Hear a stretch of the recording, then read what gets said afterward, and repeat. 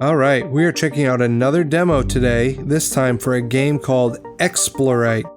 Now this is a Metroidvania title that I've had my eye on for a while, and the developer just released a demo for it, so I figured we should see if it lives up to being as good as the trailers portray it to be. I'll play through the entire demo and give my impressions throughout, and then I'll do a recap of my overall experience at the end. So let's go ahead and jump in.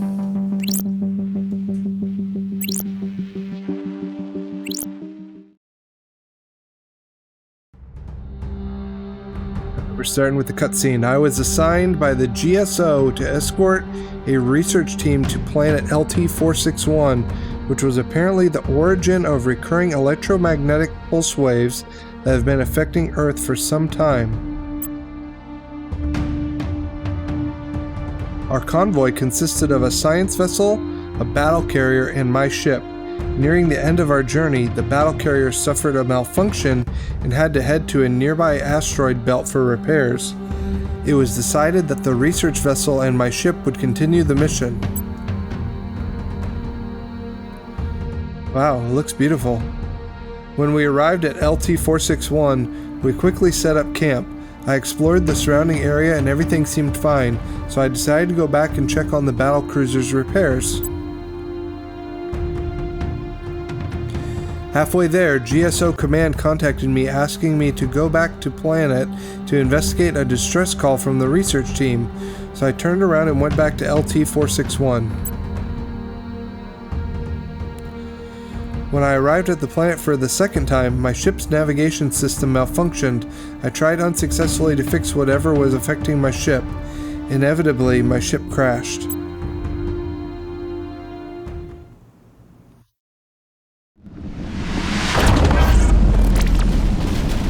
Sounds like a lot's happening right now. Oh, there's the ship crash. Life 99. Okay. Darn, my spaceship. Destroyed. Can't do a thing for now. Meanwhile, I'll search the area to see what happened to the research team. They should be nearby. Let's look around. Alright, so we can move with the D-pad, we can move with the control stick. We have a single jump. And... oh, I can tiptoe with holding L1. But I don't think any other button does anything right now.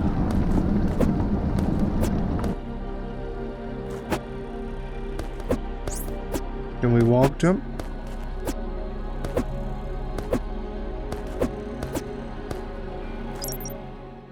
Ow, what's this? Hi there, I'm a sentient, inorganic life form, a companion AI if you will.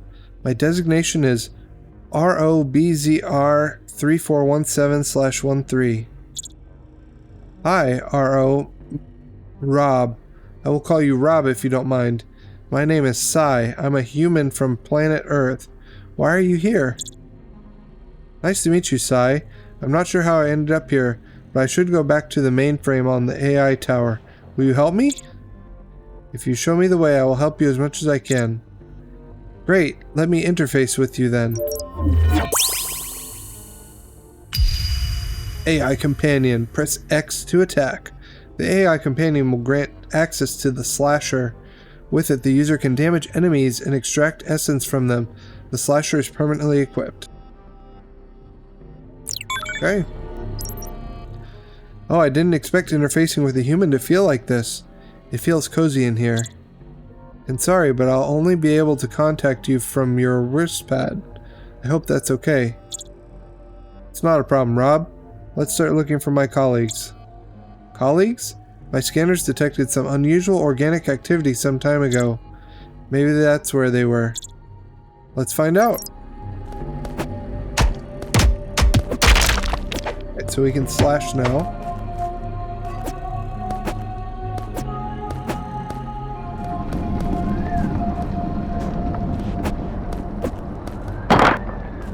Okay. Destructible backgrounds. Log entry 07. Be careful with the green geysers. Mike was almost melted to the ground on one of those.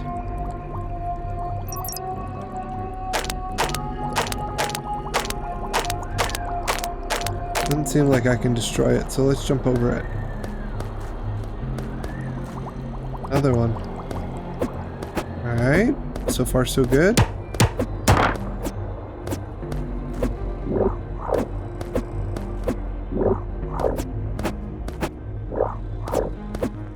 Seems like there's a platform there. There it is. It's an invisible platform. Log entry 14. We lost some equipment to the high winds of this area. Be sure to secure every important item you want to keep. As DGR would say, oh, that sweet, sweet wind. Thankfully, this wind doesn't blow you away like in Mario Maker. Log entries 08. Don't be fooled by how cute they are. Those little robots will make you suffer. Okay, I can up slash, I can down slash even while grounded. I can I can up slash even while grounded. That's good. I lost 16 health though.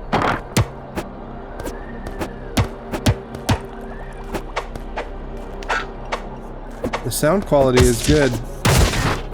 I'm wearing headphones and I can hear different actions happening on different sides of my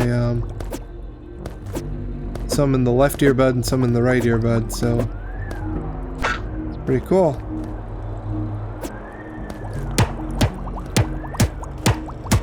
Been hidden there. Oop. Been hidden here. Doesn't seem like it.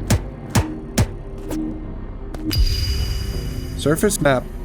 A data pad with the structural information of the surface. Here we go.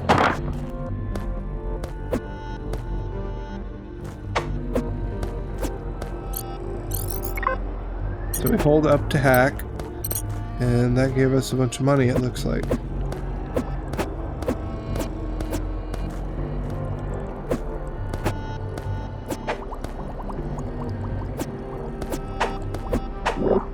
Oh, there's another hidden platform.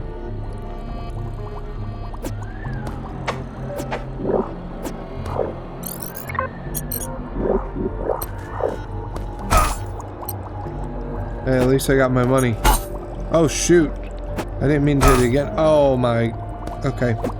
Just look away, look away. Alright, here we are.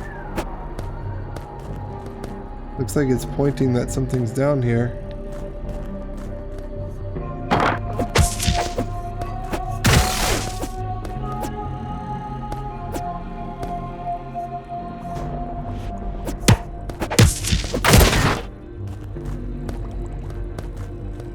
Let's keep following the signs. Oh, I thought that was something to pick up.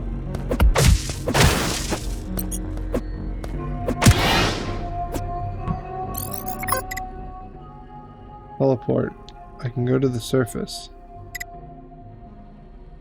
Crash site or the far point.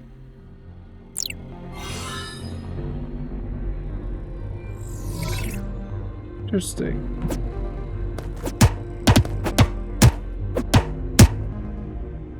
Demo block. Okay, so we can't go there in the demo. That's good to know, I guess.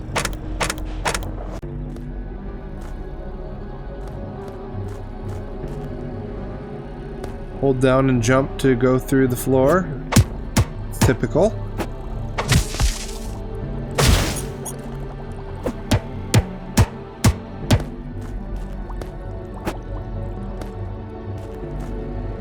So far, not a lot going on.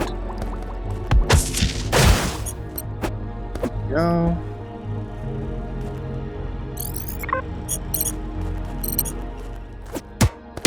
Big shiny book over there. I like the controls, they're very responsive. Everything behaves exactly like you would expect. Art design's beautiful.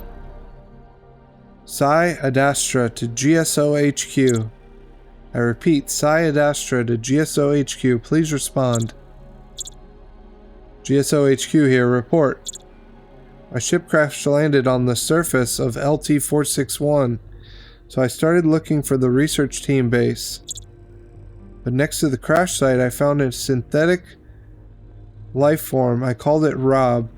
I agreed to help it, and it will be my guide in return. I was also able to find the base set for the research team, but it was deserted. So I went on looking for someone in the vicinity. No luck so far. Please, be alert and trust your instincts. If you find anything else, report ASAP. Also try to keep an eye on that Rob thing.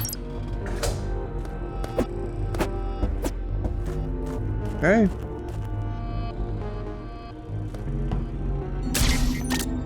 Simple pass, an access card.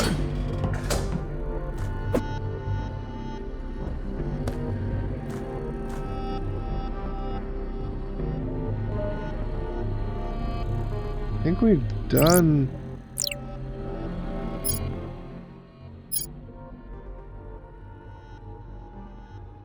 We've done everything we can do in this section. I think we need to go back to the other teleport area.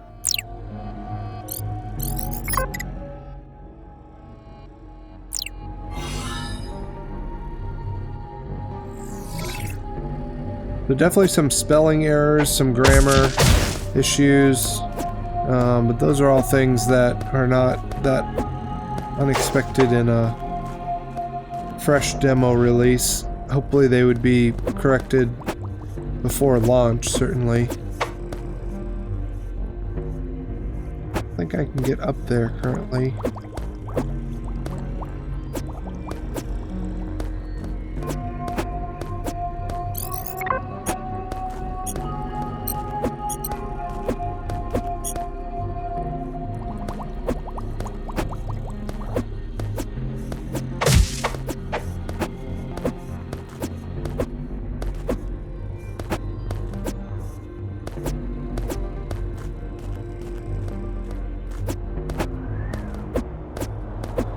Here, I guess. Hey, listen! Oh, is it Navi? This is the place where I sensed the unusual organic activity. Surely they were taken by the AI mother. Yeah, definitely need some proofing of the text. Yes, this was the research team's camp. Where are they now? I imagine they were taken to the AI tower, but I'm not sure. Poor guys, I have to find them. Agreed, but first be sure to save your progress. There's a save point nearby to the right. Make sure to save your progress there. Okay, so this is a floppy disk indicating a save. This is I guess that must be a teleporter icon. The square with the rectangle on top, so things to keep an eye out for in future journeying. Can we pogo?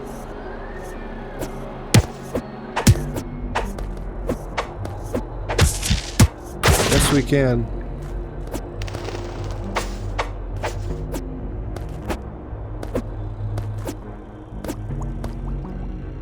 So far, my main critique is I don't really like the invisible platforms.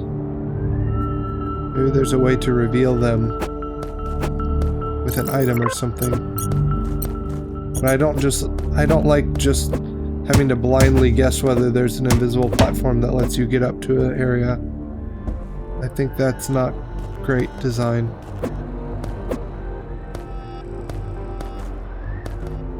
So saving healed me. It seems like the enemies respawn when you return to a room regardless of whether you've saved or not, which is an interesting design choice. Log entry 11. That door is closed shut. I think we need some kind of key card on that console. We still haven't found it. Good thing I did that already.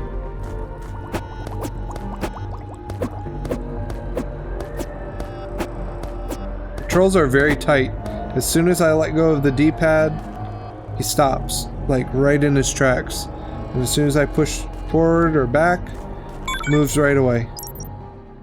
Hey, I can sense some valuable relic below. You can look down by holding LB and L. Thanks for the advice. If I can get closer and scan it, I'm sure I will be able to convert it into something useful. Oh, that looks like a broken tablet or something.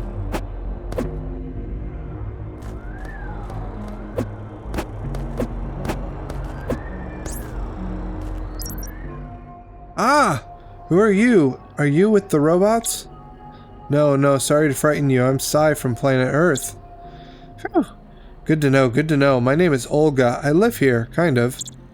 I need credits for my food converter. Do you have some to spare? I'll give you something good for your AI in return. Okay, let me see. Alright, so 100 credits gets an attractor module. By augmenting the intensity of the magnetic coil inside Rob's processor, it increases the radius of the credits attraction to the wearer. It even makes the credits pass through the floor. Sure, I'll take that.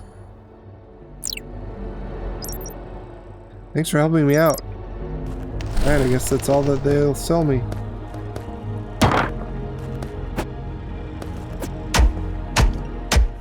Yeah, that was kind of an obvious one.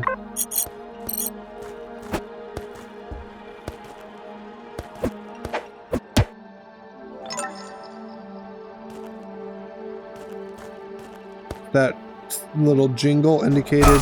Oh. Okay.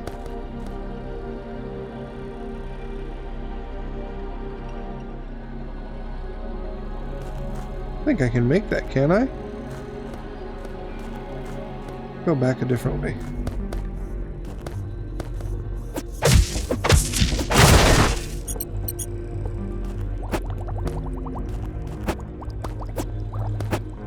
I like the bowling sound that the poison gas, whatever it is, makes.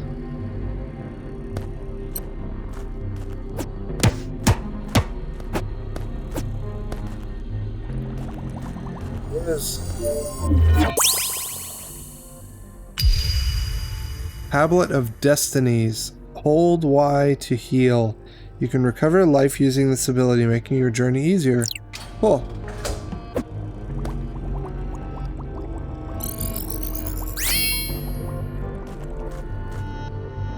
So that used up our entire bar. Well, I can't get back. Okay, on we go, I guess.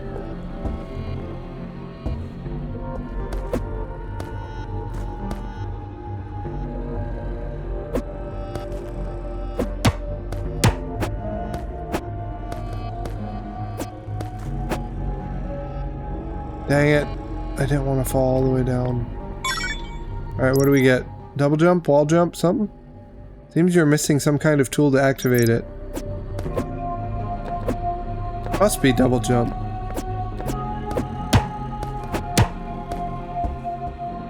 Boss time? Pretty quick loading time. We're in a new biome now.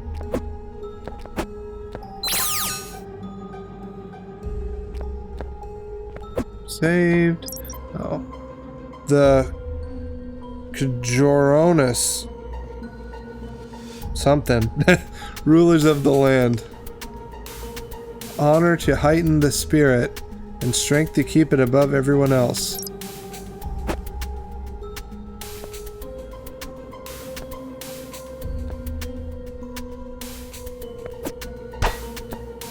I guess I need to pogo to get across. I'm not aware of a air dash or anything.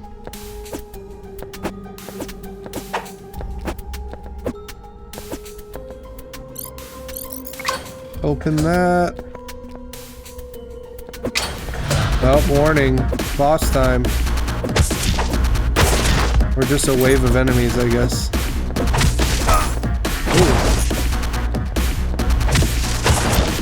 Alright, so every time I hit an enemy, I get a piece of the meter to heal myself. Oh, come on, don't put him out of reach. That's poor design, in my opinion.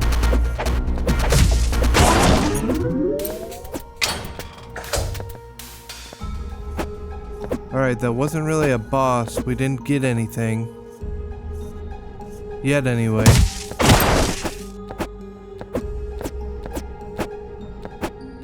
You have to really be quick with releasing the jump button to not get a full health.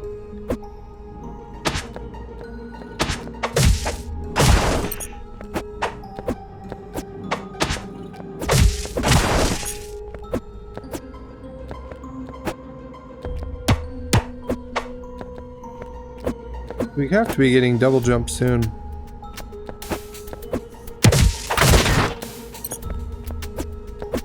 Still got it. Pogoing from Hollow Knight.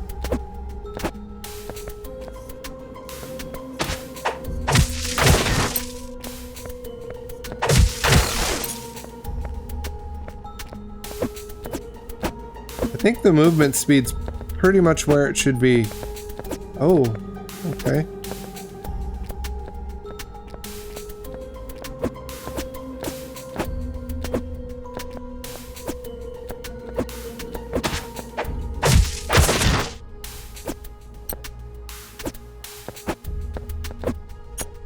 Dang, you have to get really close despite having an attractor. Do I not have it set or something?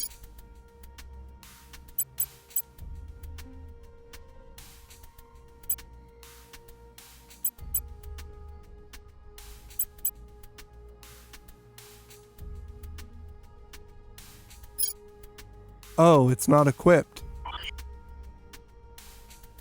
I have to actually use it. Okay. See how different it is now.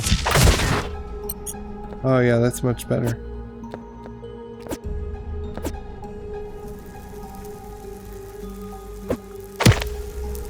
Hey. Oh, that did a lot of damage. I was only in there for like a second and it did 20 damage.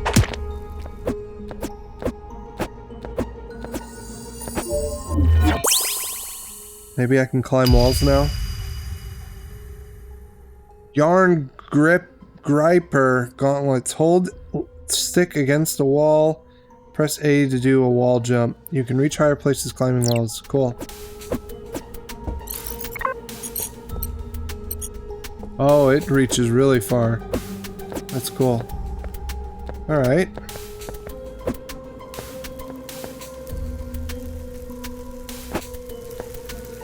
It would be nice if you could move the camera just by using the right stick. I'm not sure if the right stick's going to be used for anything yet. But if it's not, it would be nice to be able to move the camera that way rather than holding down L1 and moving it that way.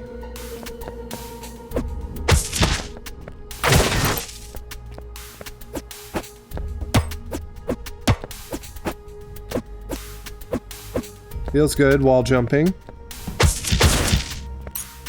Nice job with that mechanic as well.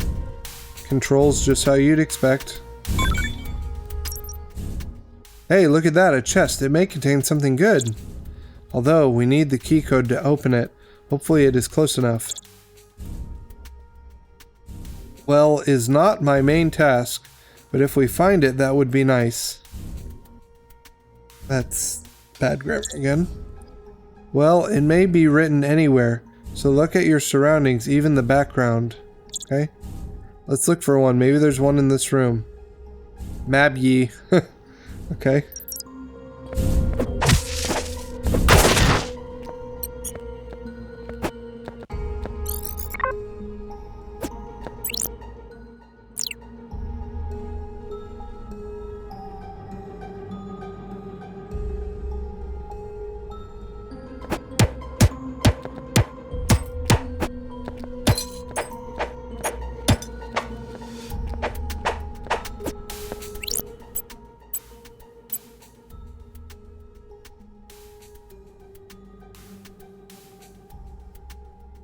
Really have no idea.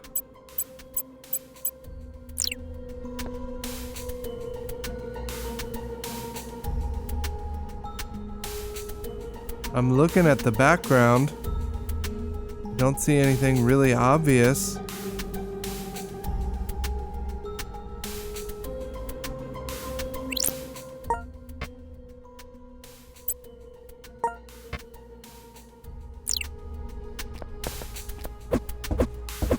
Let's go back, I guess.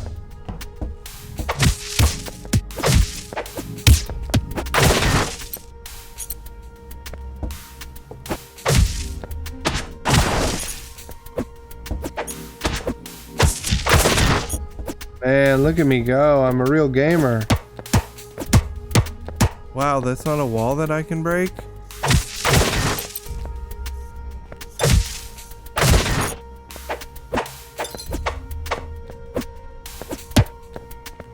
That's nothing.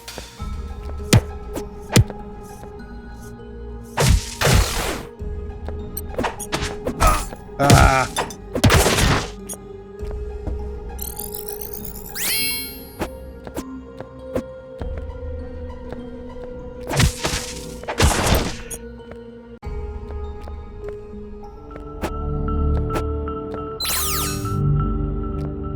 Hey, saved. Saving does not restore your meter.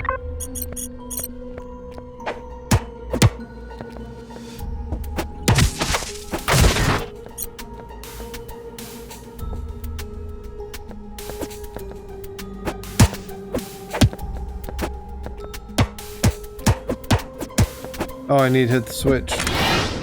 There we go.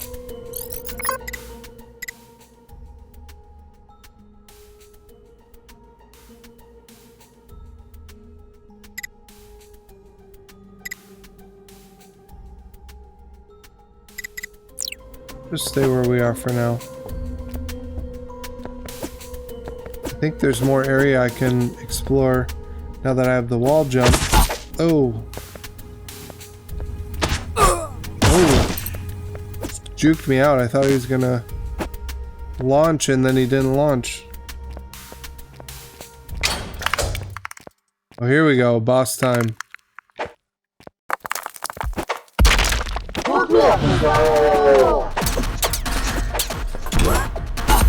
Ooh.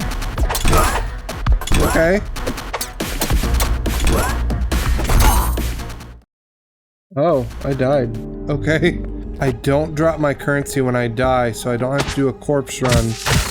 That's a very welcome mechanic. Ooh.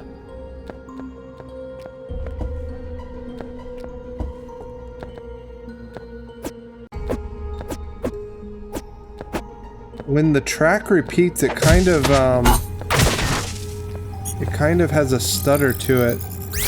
Like it's not a perfectly continuous loop.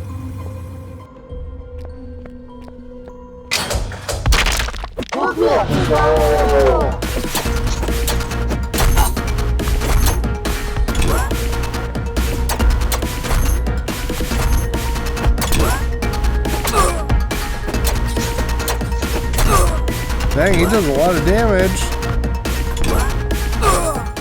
Can't dash. Okay.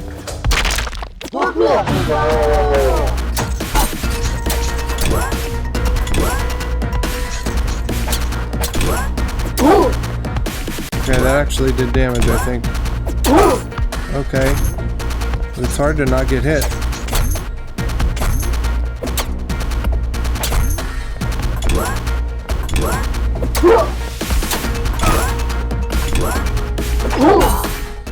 It's very hard to not get hit while you have to jump up while it's falling down. And you have to hit it right in the perfect spot or else it just doesn't do anything. It's very precise. You have to be like pretty much right underneath it. If you're off to the side at all, it doesn't do anything. Oh.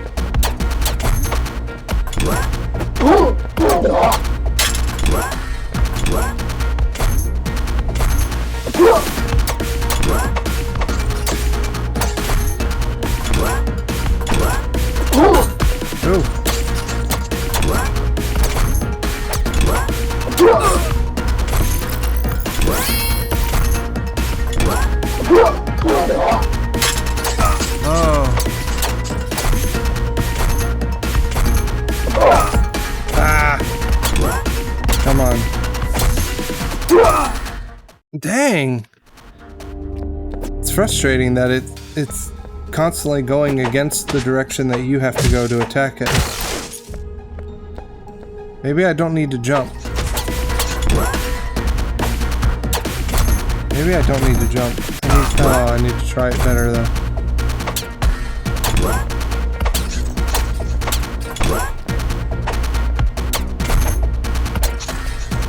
Kinda hard. Yeah, I think it's better to jump.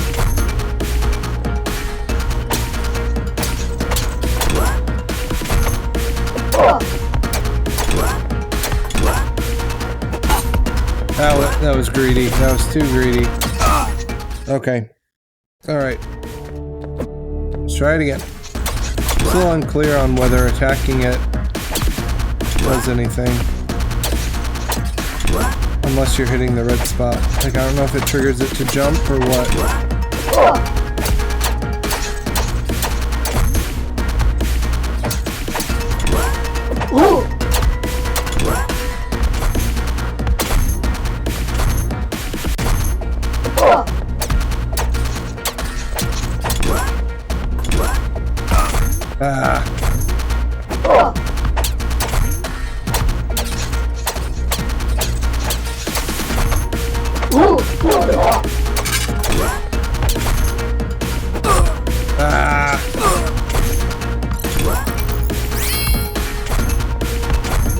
Alright, so healing does 60.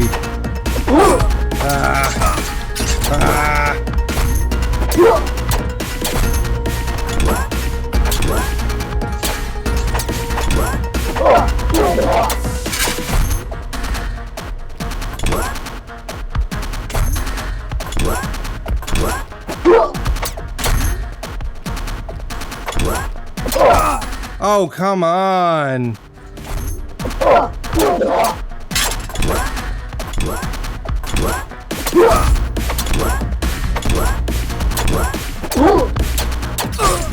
Oh, come on.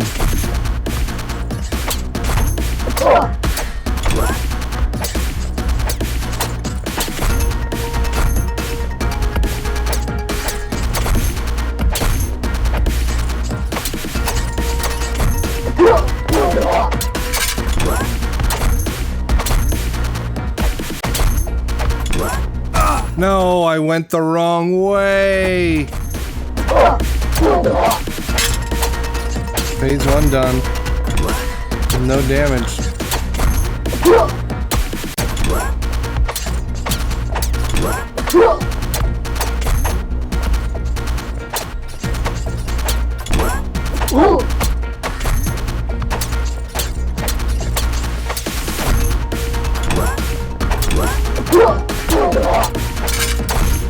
Dang, man, we're cooking.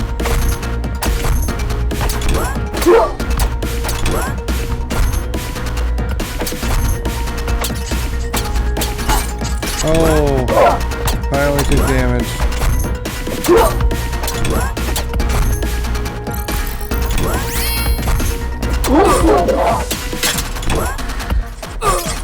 Oh, come on, don't die.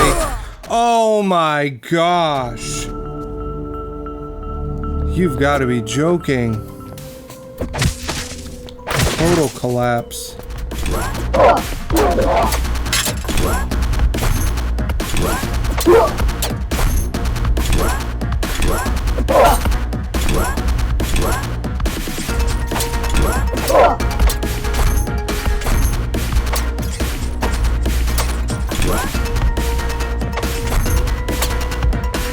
How did that miss? Oh my gosh, come on!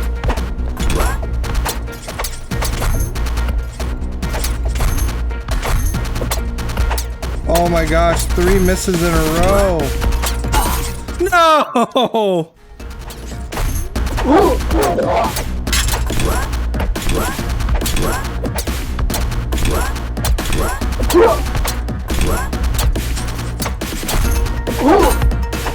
Come on.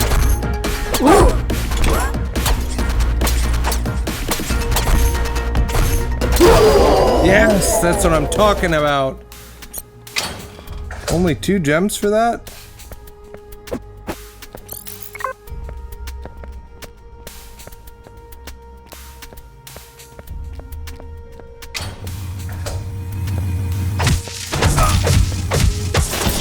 Dang, that thing takes a lot of damage.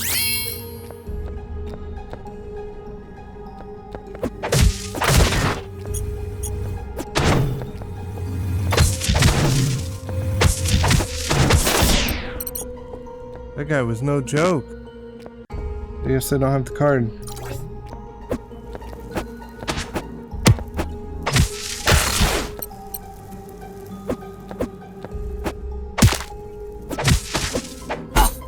Dang, I missed my pogo.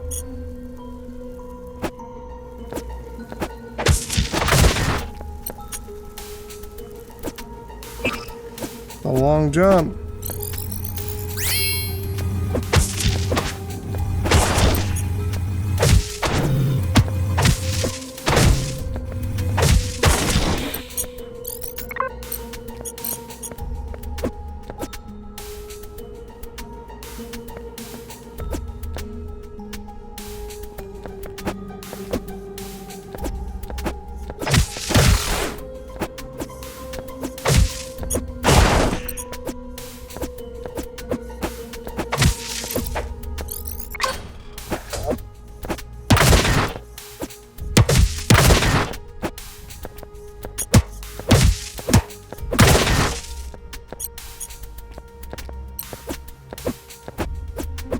Anything cool up here?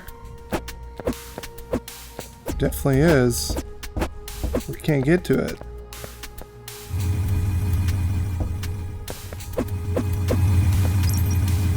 Log 2593. In the end, I got lost in my trips, and I found that one wall was breakable in the room filled with raw lids.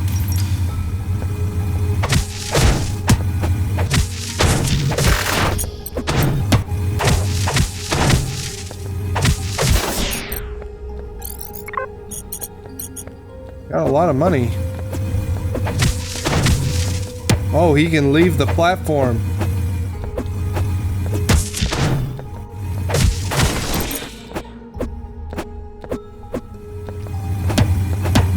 Can't get through the ground. I'm pretty sure you can do that in Hollow Knight.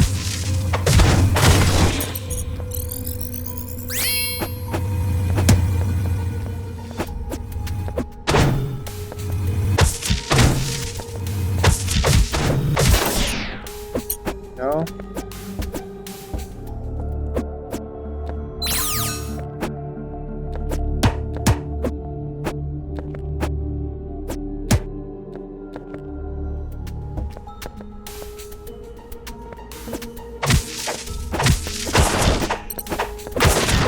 I'm not really sure what triggers the enemies to respawn, because I feel like they've respawned without saving, but then also if you save, they don't necessarily respawn. So that's a cool secret. Can I jump here? Oh, trampoline.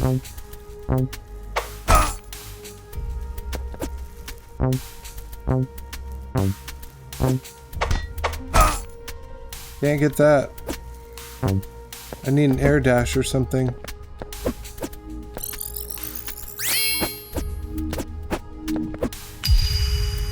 Sunken City map, a data pad with the structural information of the sunken city.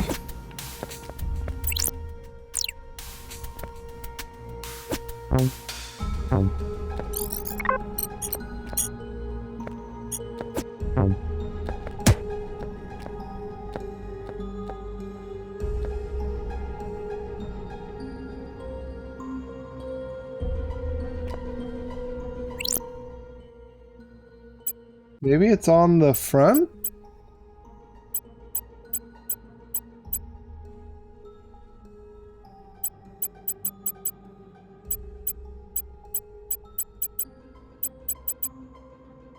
Doesn't look like it. All the way down.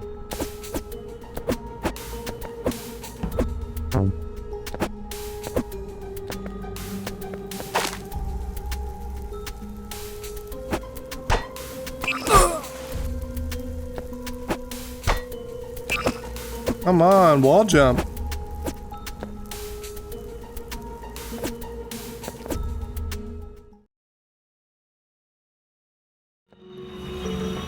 Overgrown passage. Oh, we gotta hit those buttons.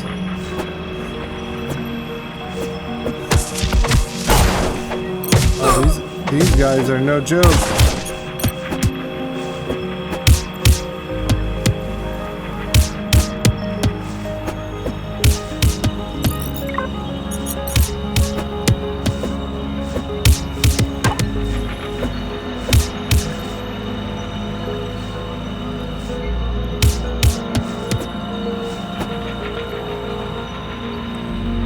The last one.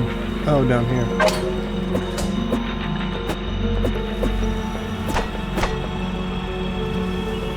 I need to be able to dash. I can't get through there.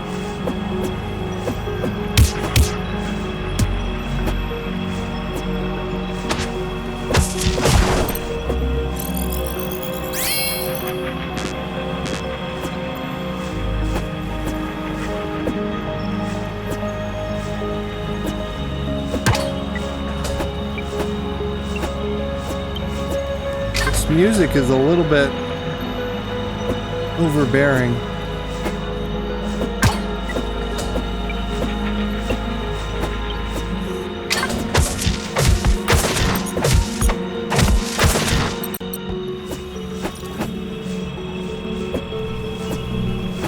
This is like in Super Metroid when you get the morph ball and you get seen by the space pirates. And then all the space pirates emerge.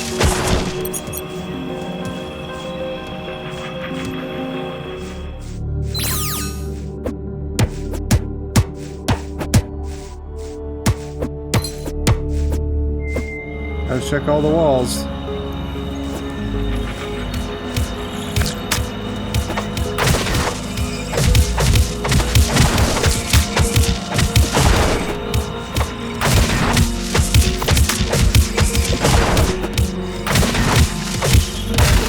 There we go.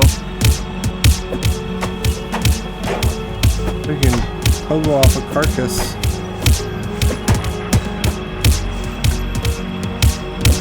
Can't wall jump on that wall. Can't do anything in here.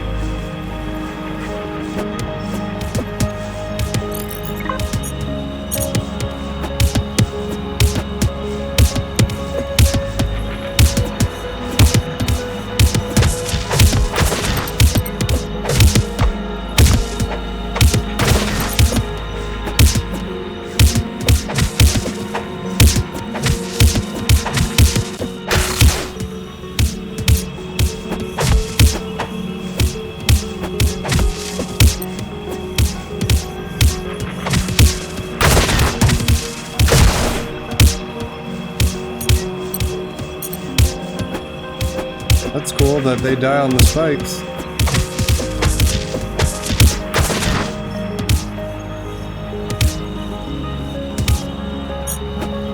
Gotta get the gems.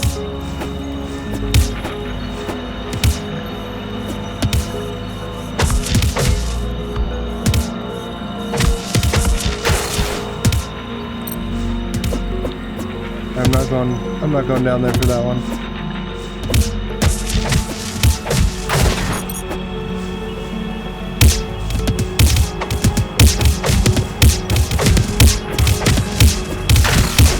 Loud. Ah, we have underwater sound effects.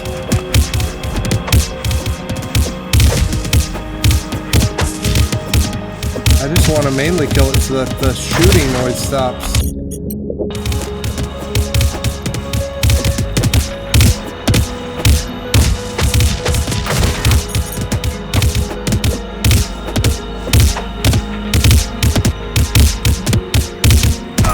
Oh, come on.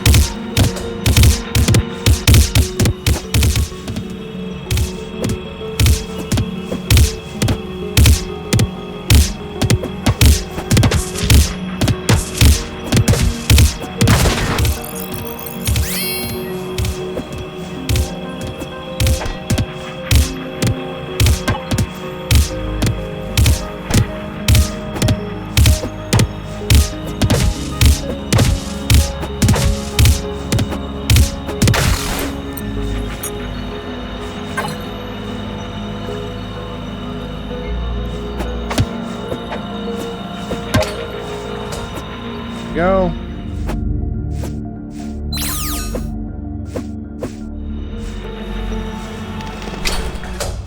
Last time. Ooh, we got a Sentry drone. It sees us.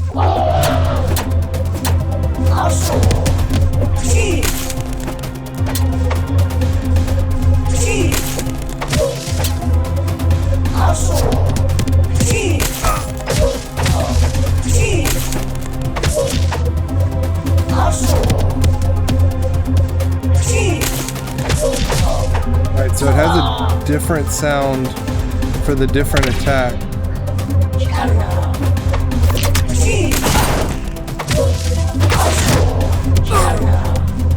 Need to heal.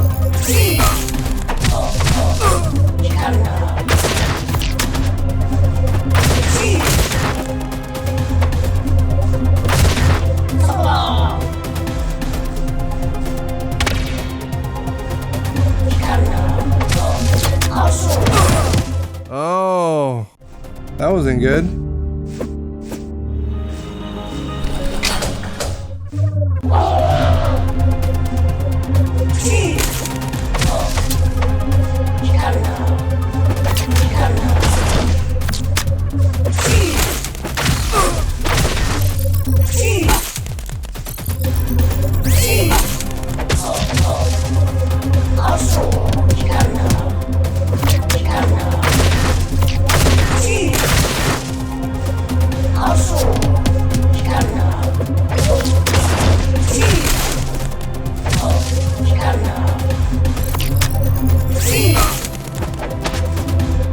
That was a bad heal.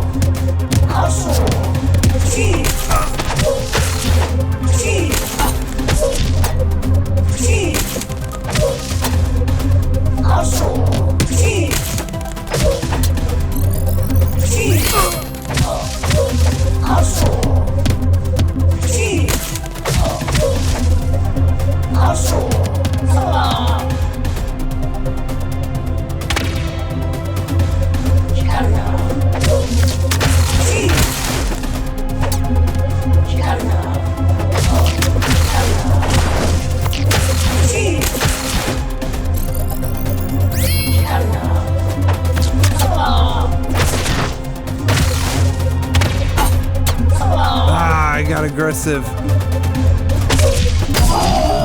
Hey! That one was much easier than the first one. First one was very straightforward, but this one was easier.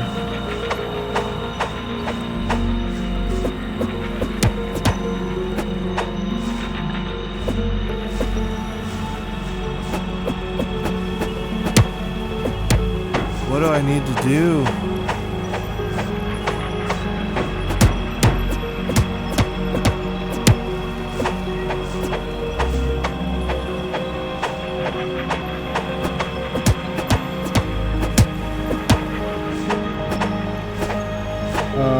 I don't know what to do.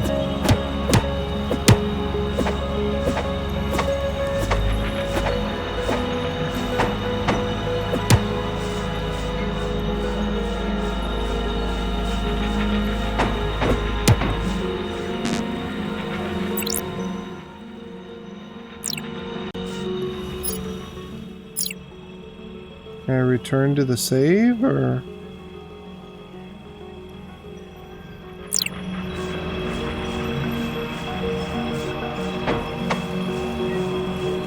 Is the demo over? Like, what's going on?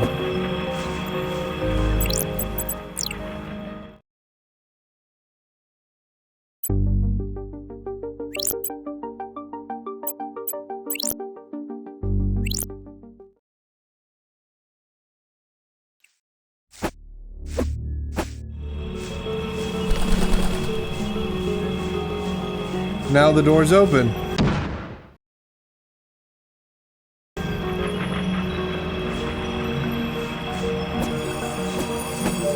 That was definitely a bug, I think. Alright. The Teleria of Mercury. Press A while midair. With this ability, you will be able to reach higher places and avoid enemies. Cool.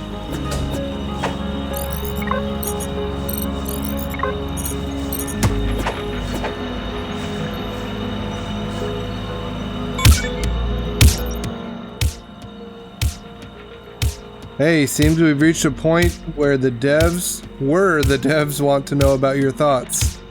Great, let me see if I can help them out. Awesome, you can keep playing afterwards. There's a bit more to check out.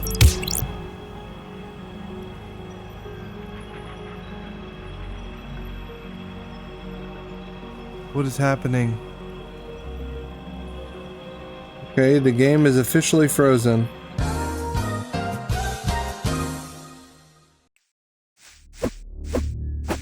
Alright, we're back. We had to hard reset the game. Let's see if it freezes on us again. It does not.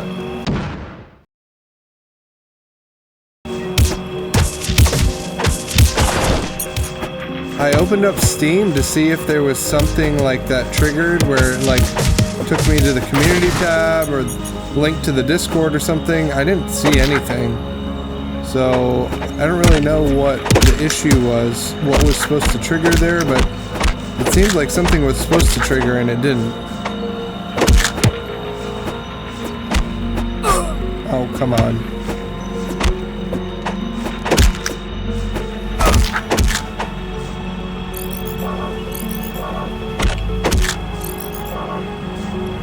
Okay, I can't upgrade whatever that is.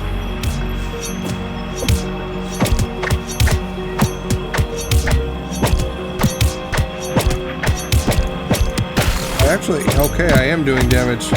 I just have apparently the sturdiest enemies of all time right now.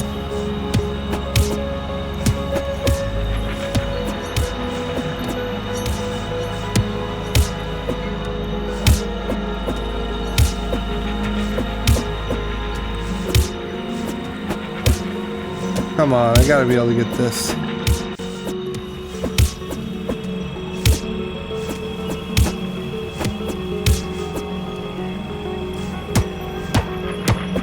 Alright, can't get through that way.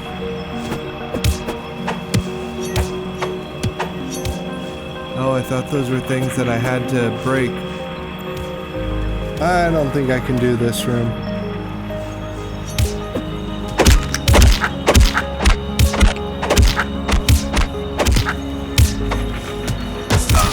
Oh, I didn't even see that guy.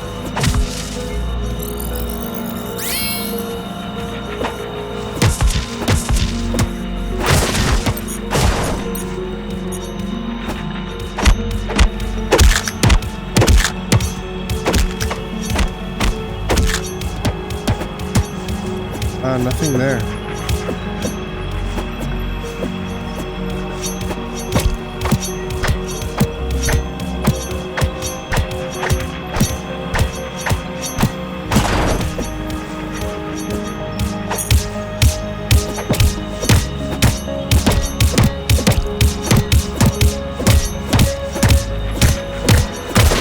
Man, those guys are so sturdy, I don't understand. These should not be multi-hit. I don't think that that's necessary.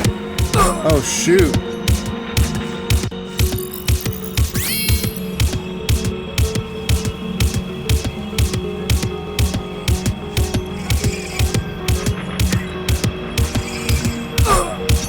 Oh, come on.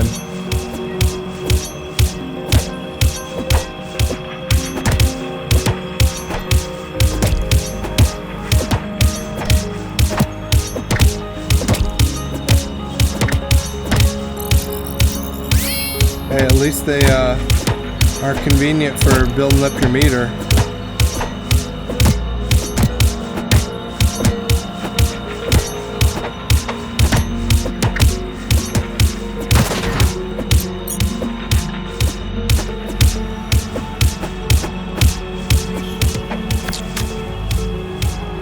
Oh, I'm not fighting that guy when he's on the ceiling. You're joking if you think I'm gonna do that.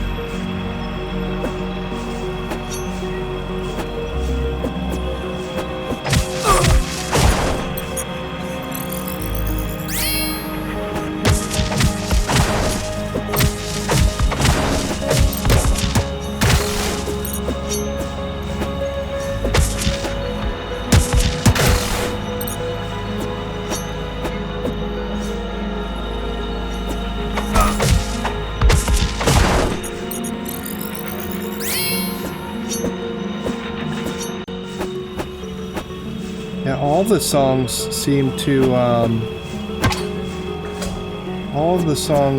to have a looping error.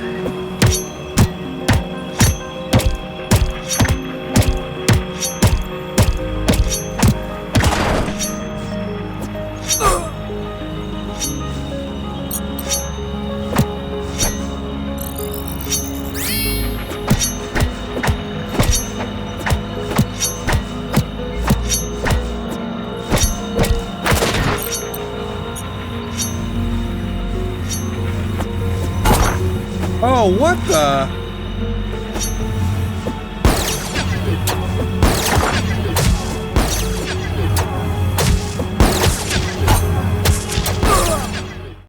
I'm dead? Oh my gosh. All the way back. Oh, give me a break.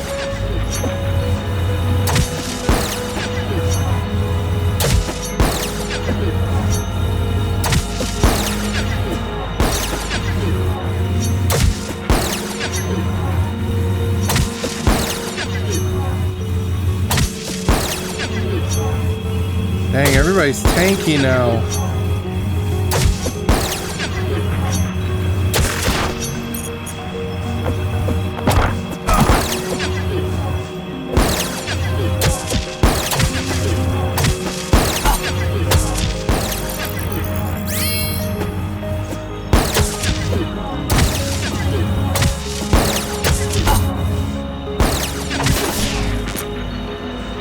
Dang, that guy does a lot of contact damage.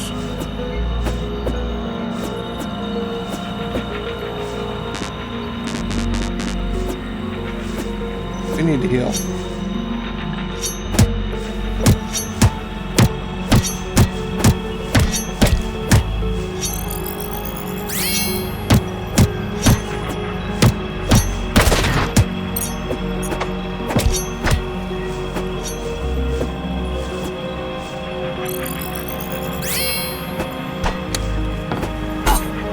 Oh, it drops me.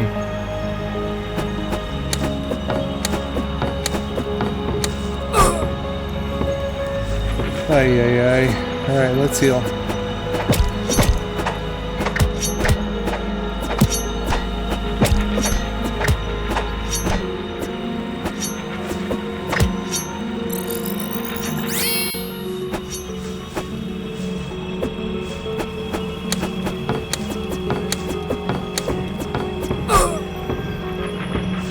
Oh. Oh. Oh my gosh.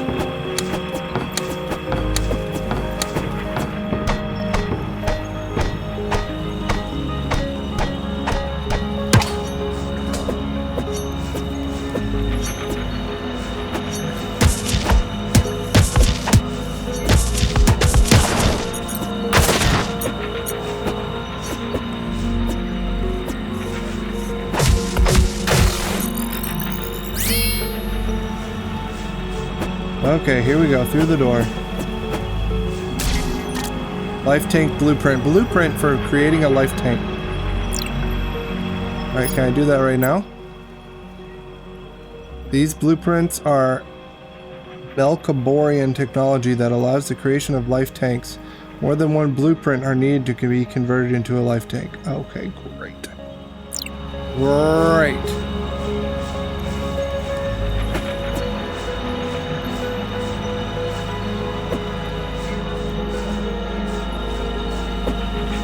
That whole room was just for a life tank.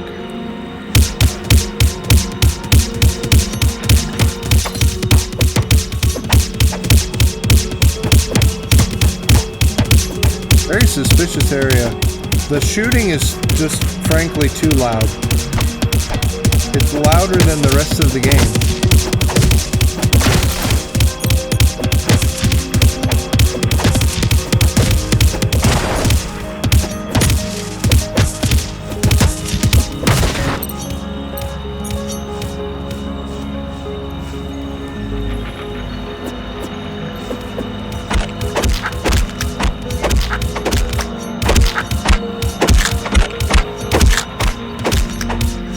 It should all be one hit. I stand by that. Secret! Seems you're missing some kind of tool to activate it. Bummer.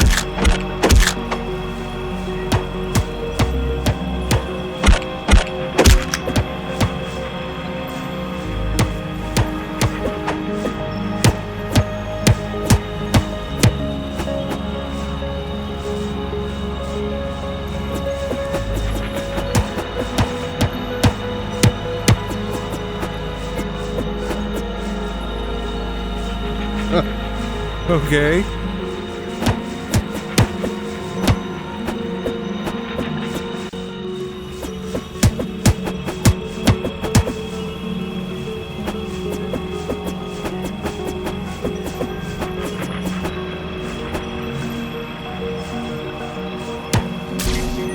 Life tank blueprint. A blueprint for creating a life tank. Now do we have enough? Doesn't seem like it.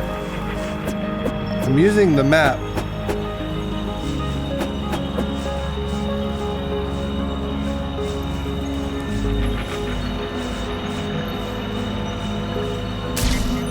Essence shard. A crystal for the creation of an essence orb. Whatever that does.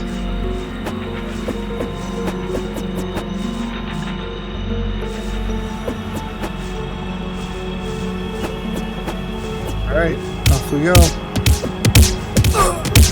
Dang, man.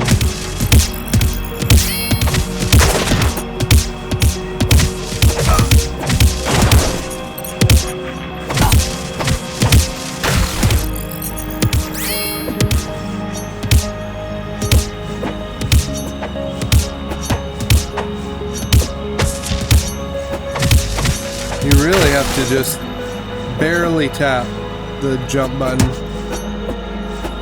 Oh, the door switch is up there.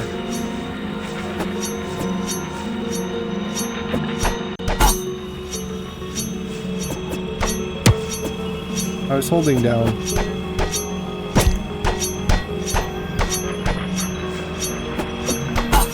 No.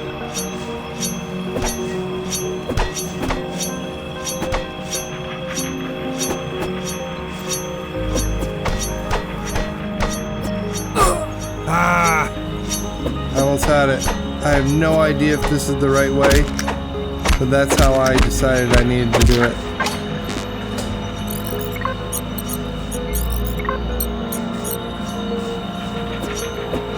Go down the middle.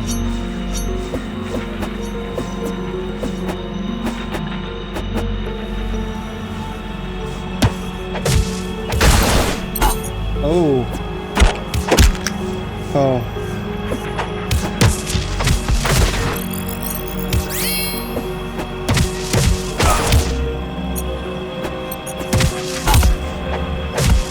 That was bad. Bad, bad, bad.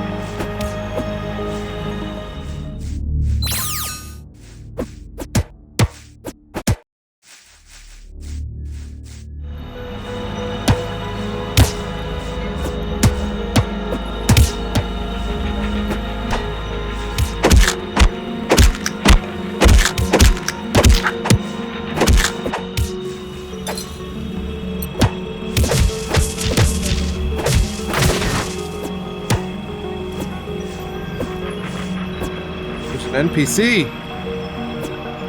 We must get to him. He looks cool.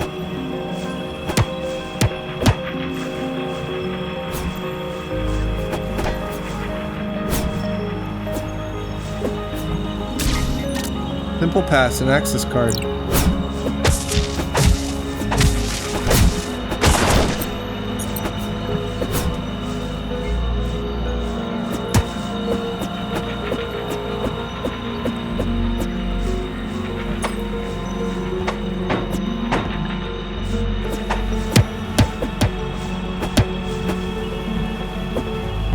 How do I use it?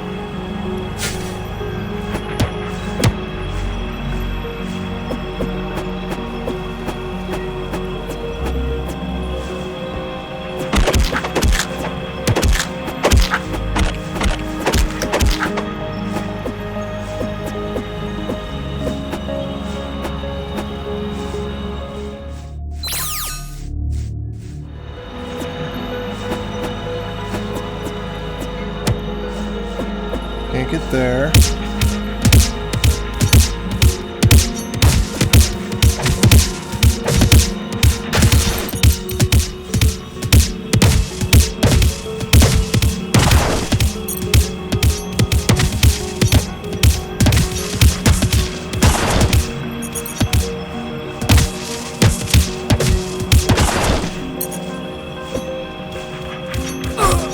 Oh, I looked away for a second and I didn't notice that these things were here.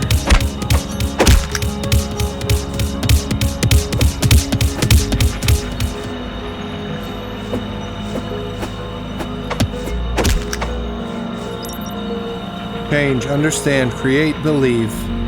The pillars of enlightenment, unifiers.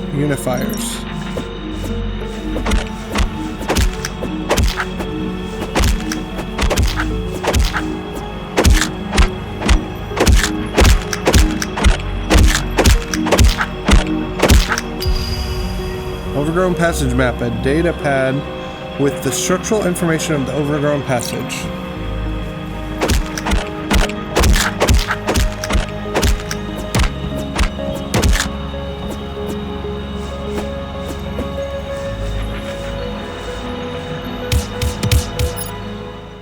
Alright, let's go to the map. How do we get...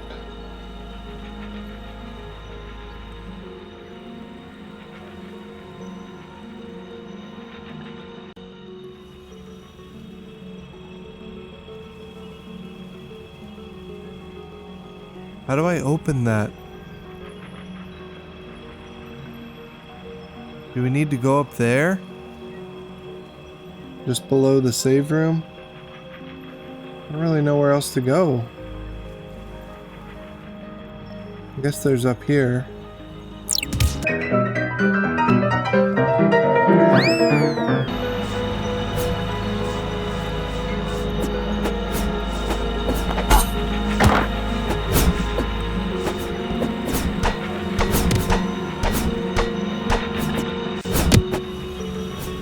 Oh.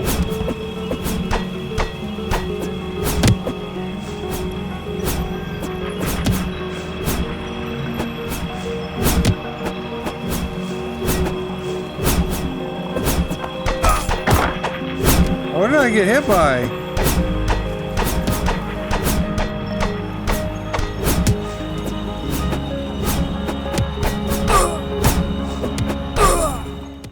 No way did that just happen.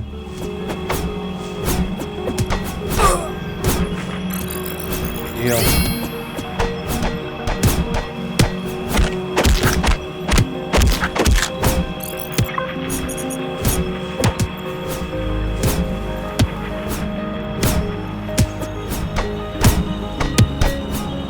That went way smoother than I expected it to.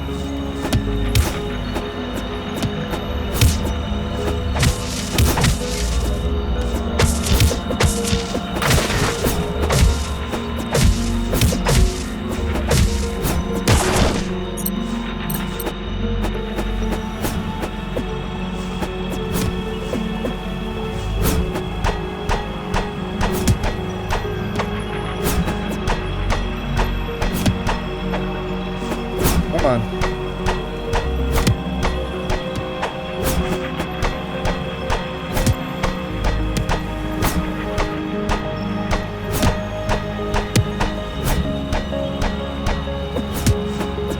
Oh, I didn't see that guy. He blended in. Alright, I see that one. I see that one. Oh, it didn't matter that I saw him. Still got me. Got a Chozo statue over there.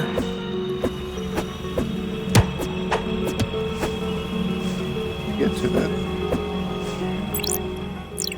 I don't know any of the codes.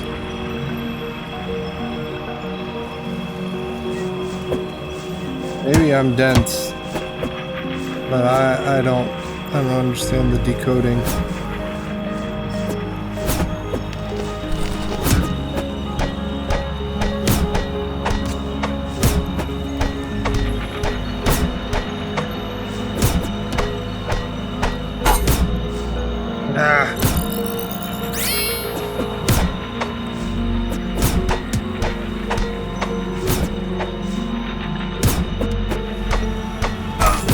That's a tough one.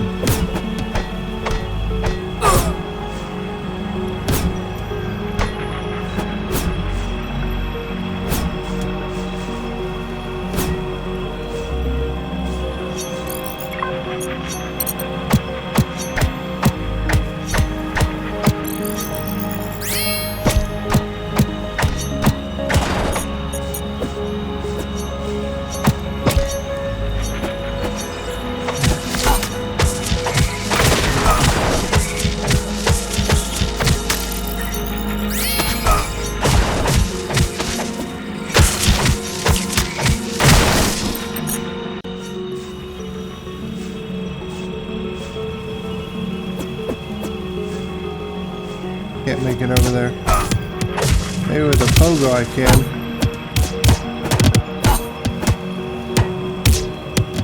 Maybe not.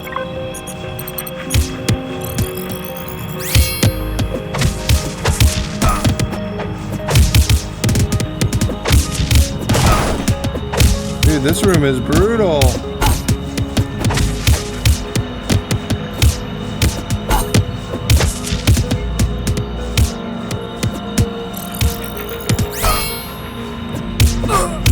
Oh, come on.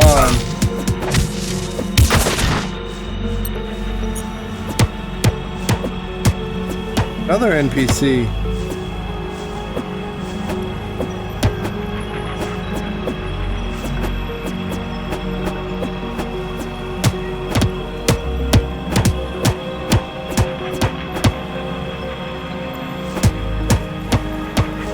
Seriously?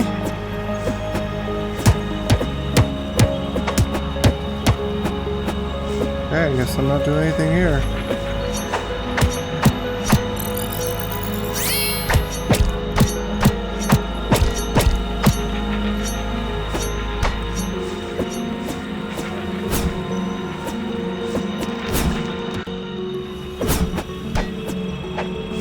I can double jump off of a pogo.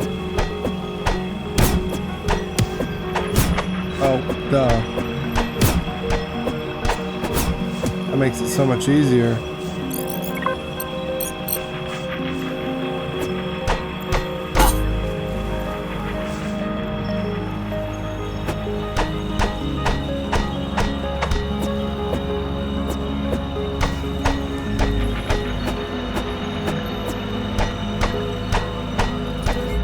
All right, here we go.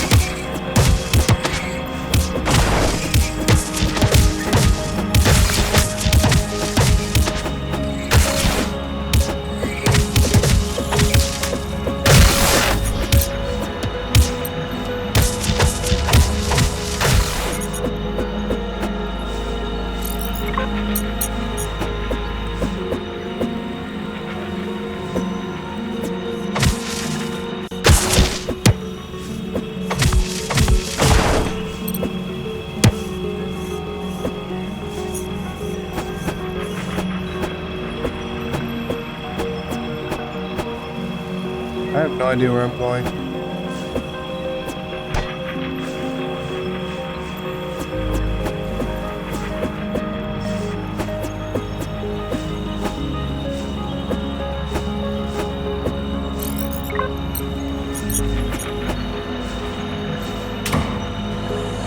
Demo block. Okay.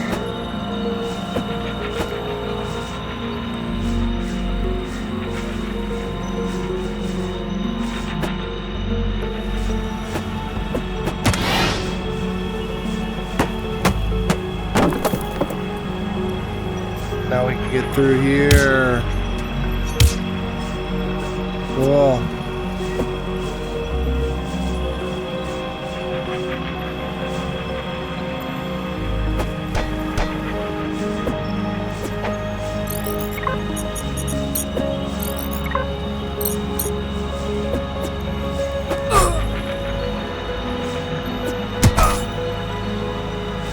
can't do that.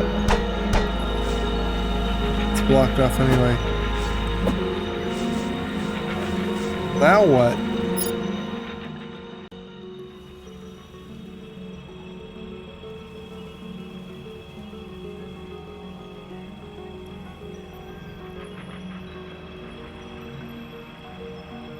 Can't get through that gap. I can't go through that gap.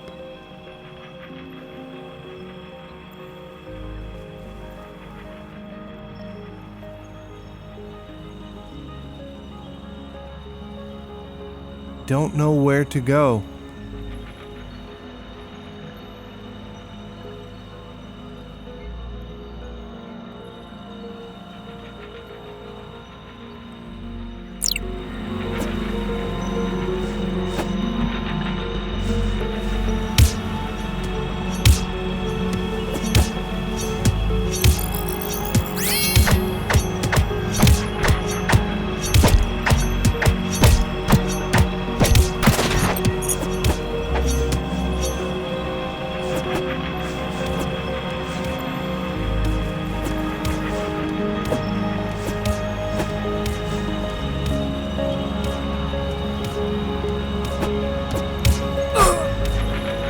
Okay, can't do that.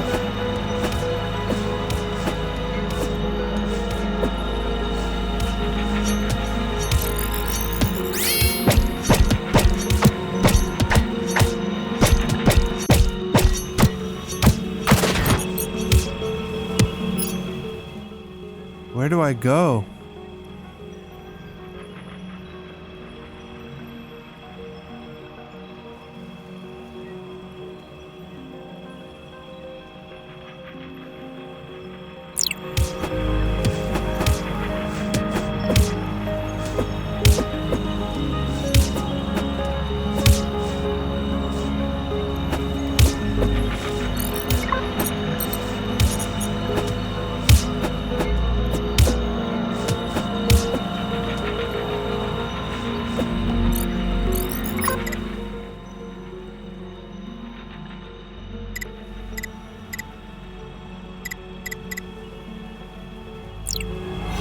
Guess I'll go here.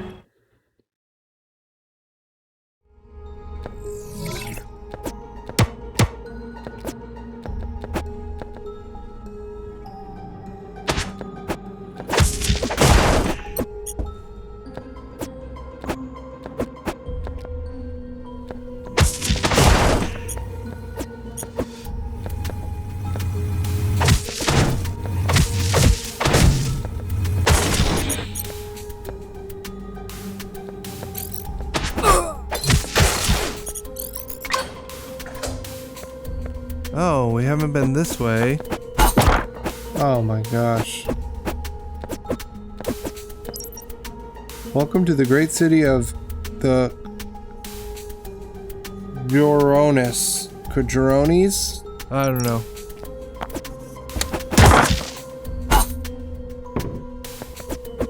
That was rude.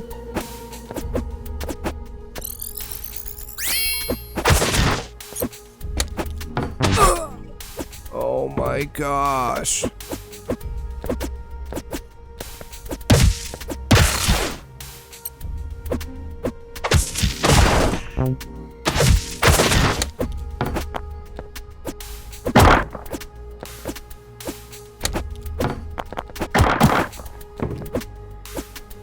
Oh, come on.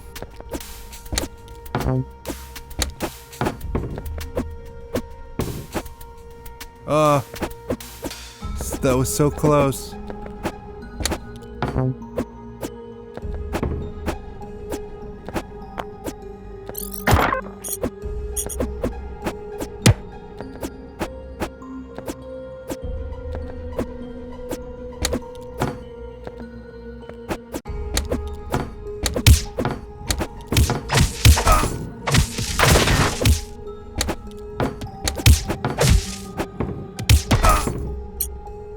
That's a bummer.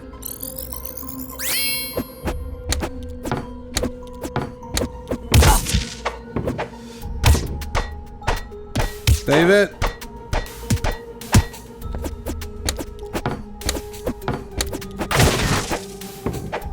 Oh.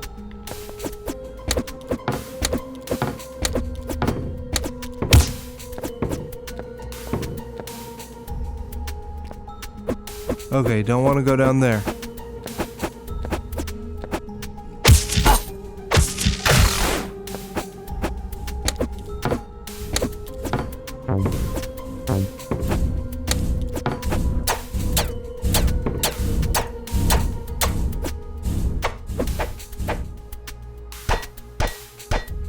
Save it.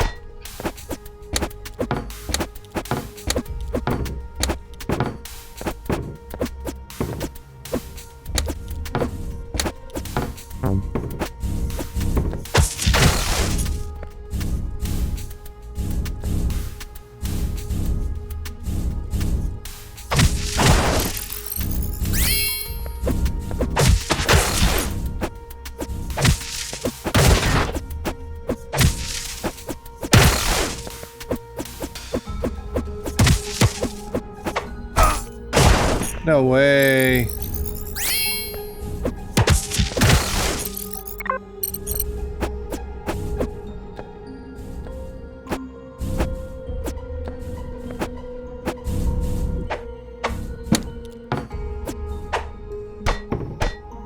Can't believe I fell all the way down.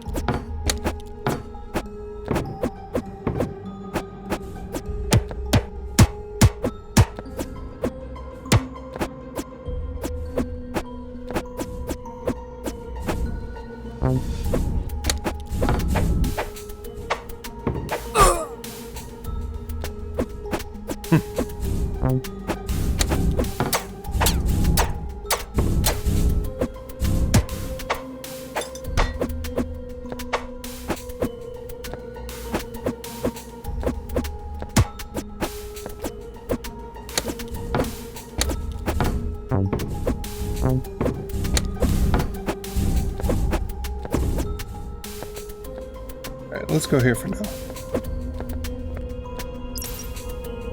Nature is ourselves, unifier Harome. Dead unifier Harome. The strength of a dead unifier is yours. Whatever that means.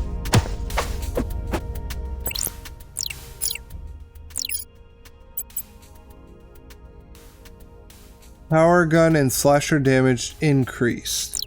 I have a gun? Since when?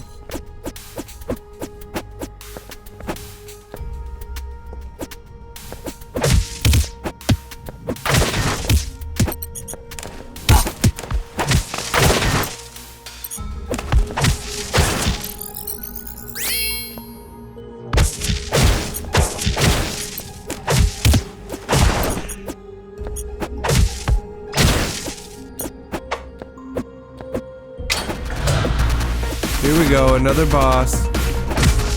Oh, a wave of enemies. That's fine.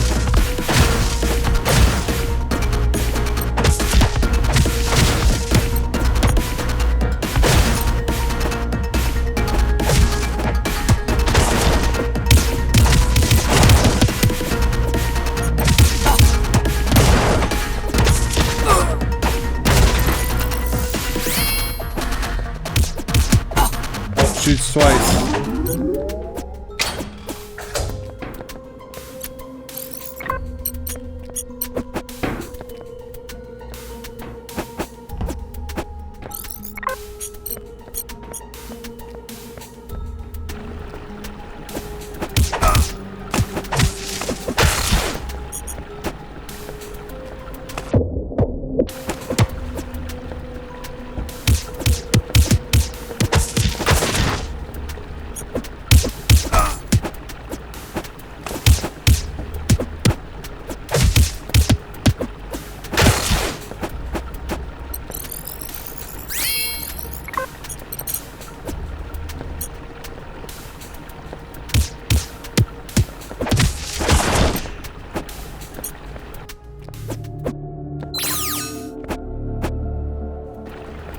Oh. Let's go back.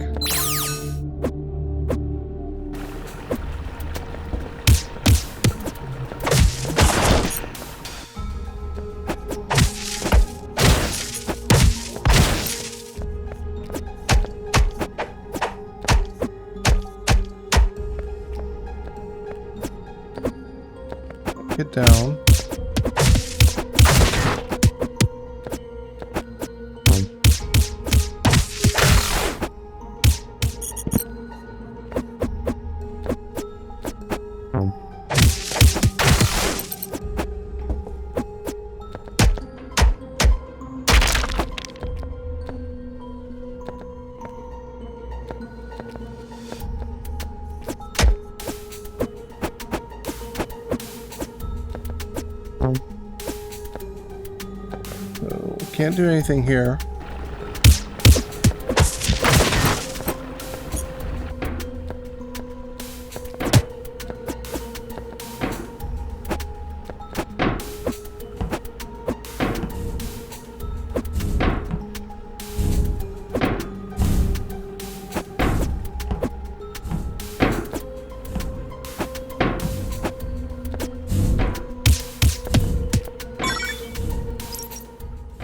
Seems you're missing some kind of tool to activate it. Yeah, that's what you say every time.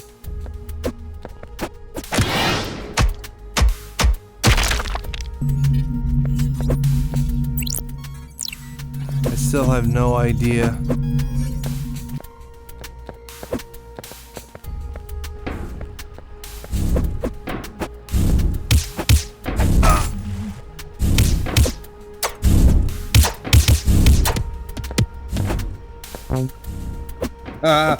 I guess right.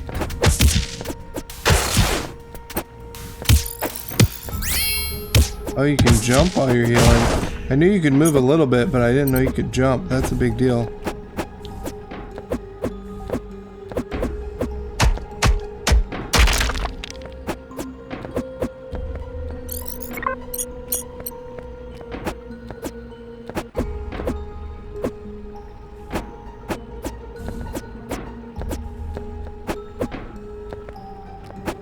I don't think I can make that.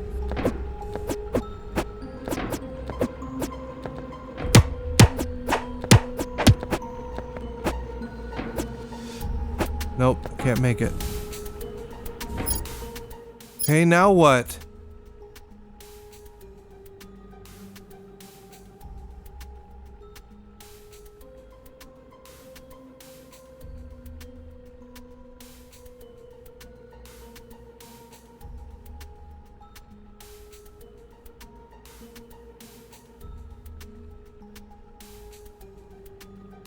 I really have no idea where to go.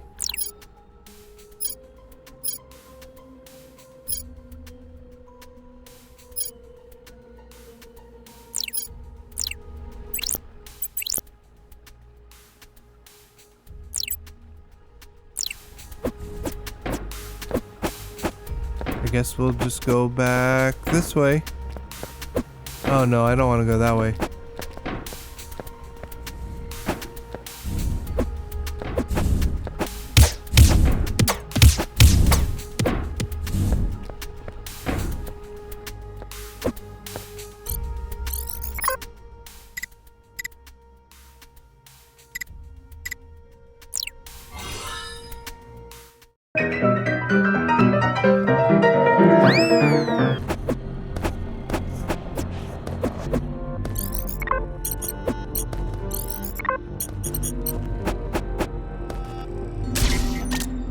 Life tank. A tank to increase total life of the user.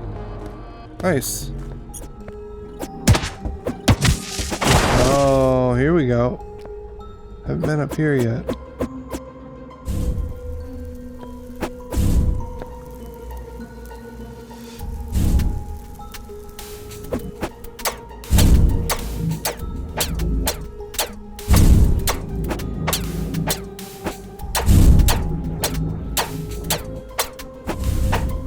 Oh my gosh. That was so bad.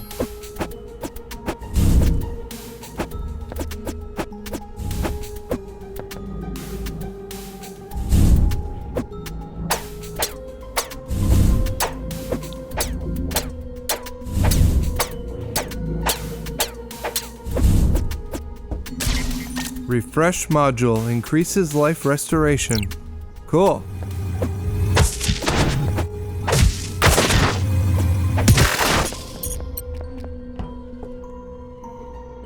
Oh, we haven't been down here.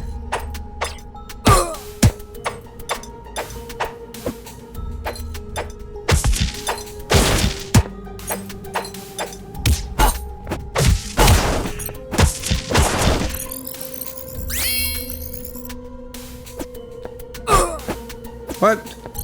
I didn't even notice.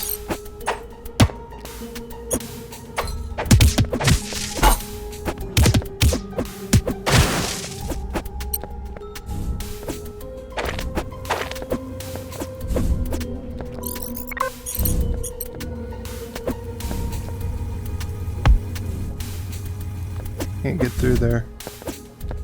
I don't think I'm supposed to go through there anyway. Maybe I could with damage boosting, but...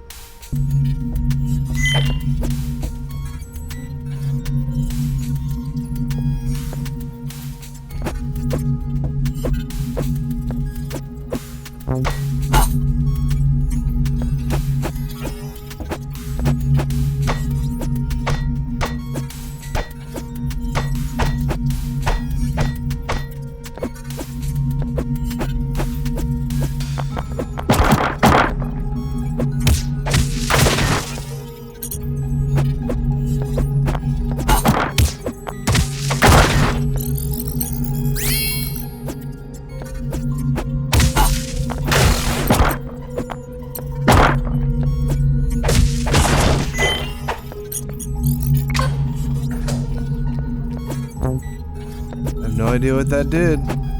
Guess it opened the door.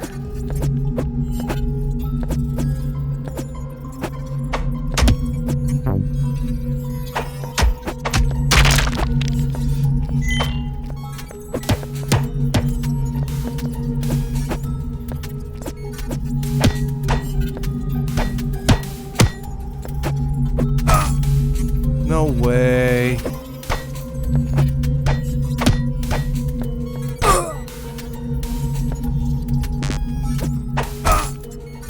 Oh my gosh.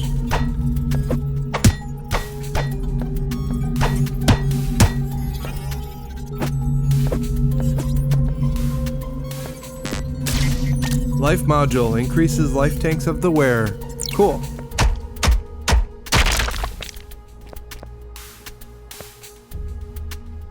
But I don't think I gained anything. Unless it's empty or something, I don't know.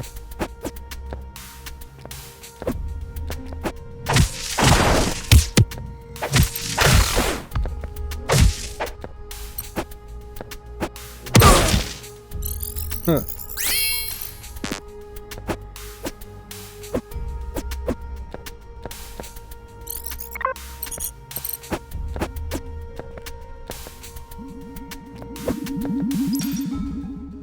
Fly Adastra to GSO HQ. Please, GSO respond.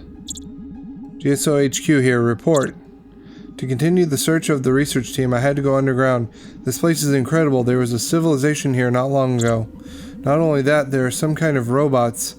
They are simple, like animals. They don't pose much of a threat now. I expect that to change as they get closer to the AI tower. My companion Rob has an incredible skill. It can convert some items into abilities, like recovering life. I know how that sounds, but I'm just as surprised. Good to see you are making progress, but be careful. Do not underestimate those robots. GSO HQ out.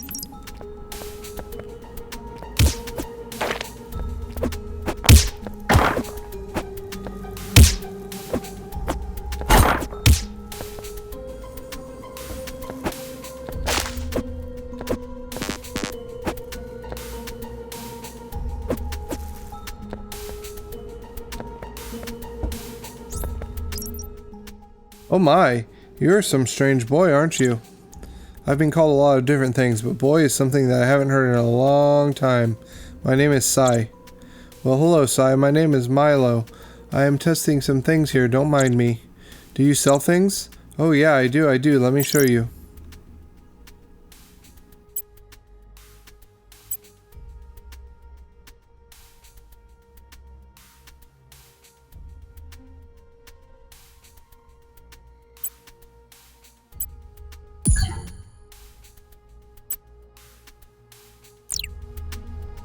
I think I have 5 of those things.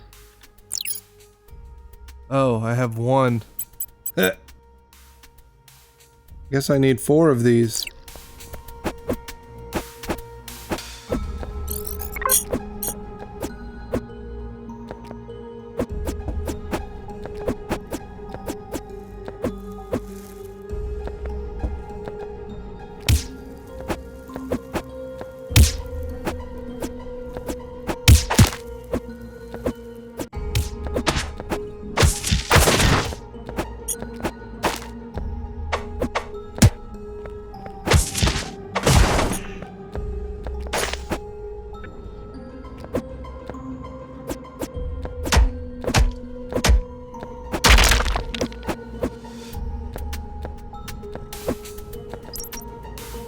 The Kajoroni's tower shaft is the most luxurious place to live.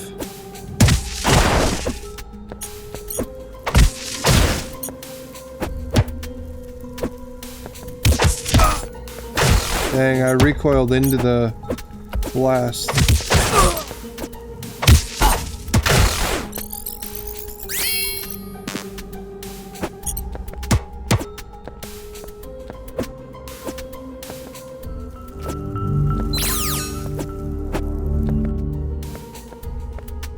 Demo block.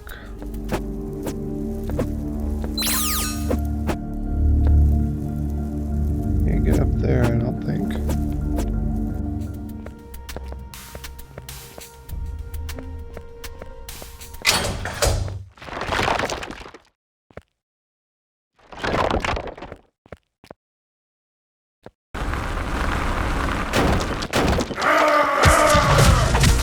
Oh boy.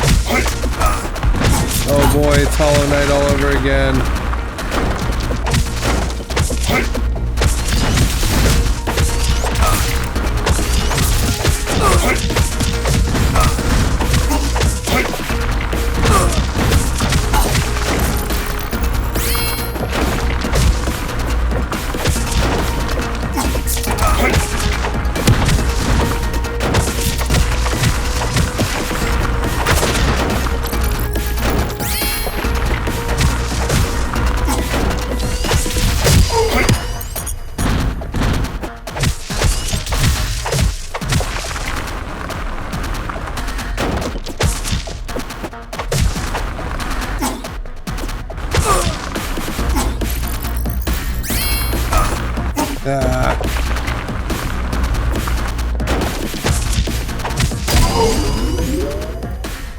Well, that was easy.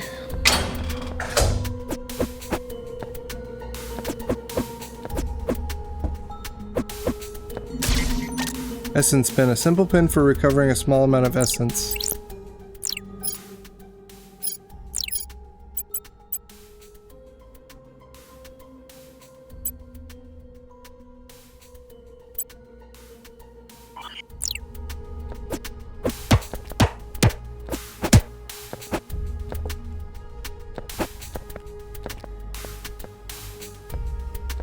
Demo block.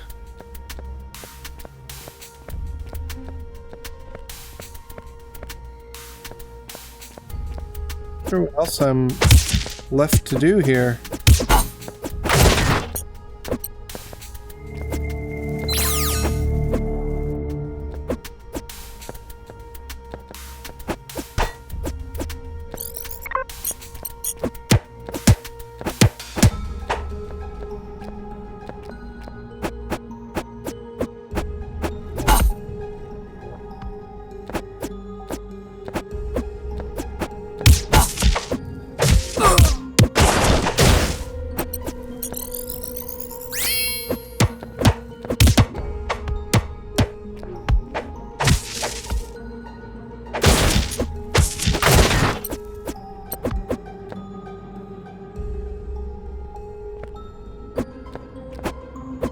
Can I get down?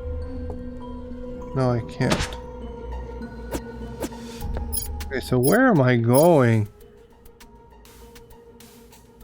And to the left, maybe?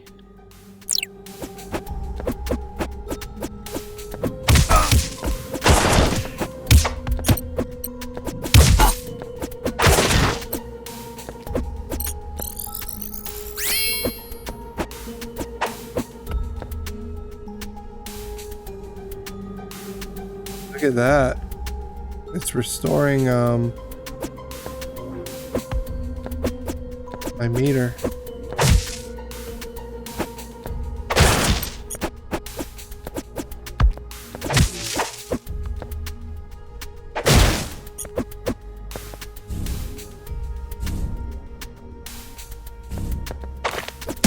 Do I really want to do this?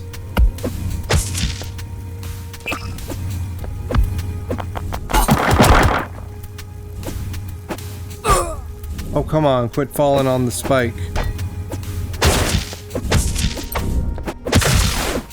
I guess I do want to do this.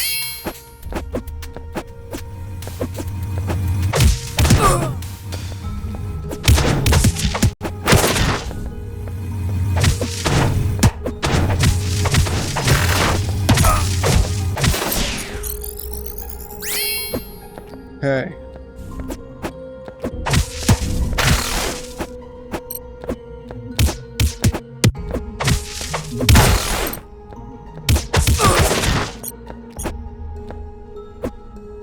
Give me a break.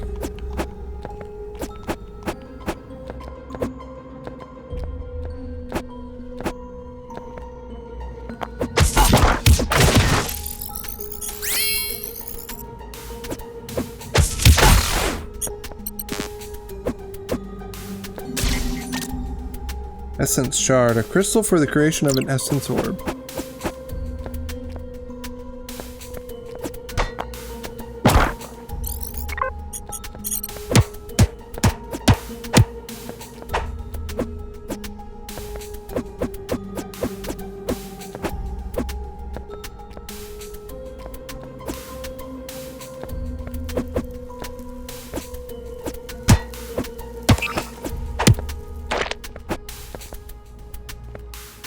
Okay, now what?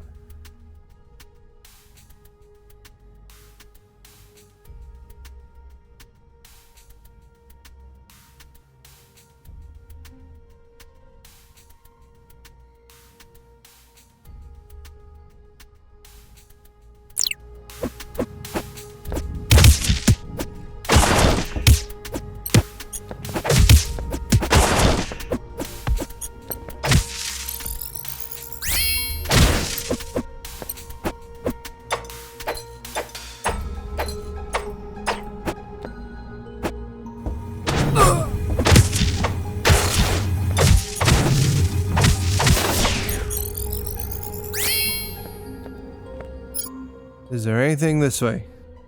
Yes, but why can't we get there?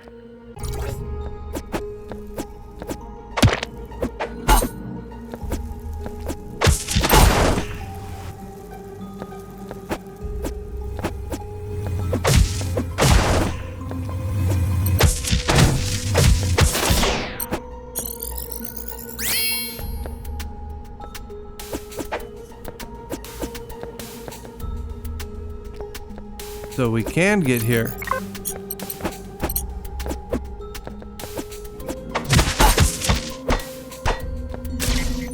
Life tank blueprint. Blueprint for creating a life tank.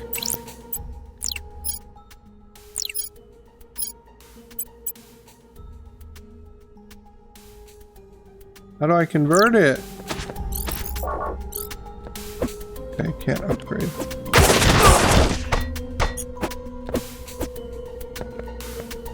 Much later. Alright, I don't know where to go. I don't know if the demo is supposed to keep going. I don't know if it's over. There was that weird kind of, hey, there's a little bit more, but now's a good time to give feedback. So I don't know if there's going to be a actual endpoint or if I'm just going to wander around forever. If I figure it out, I'll keep going. But as for right now, I'm going to save and quit, and I will see what happens from there.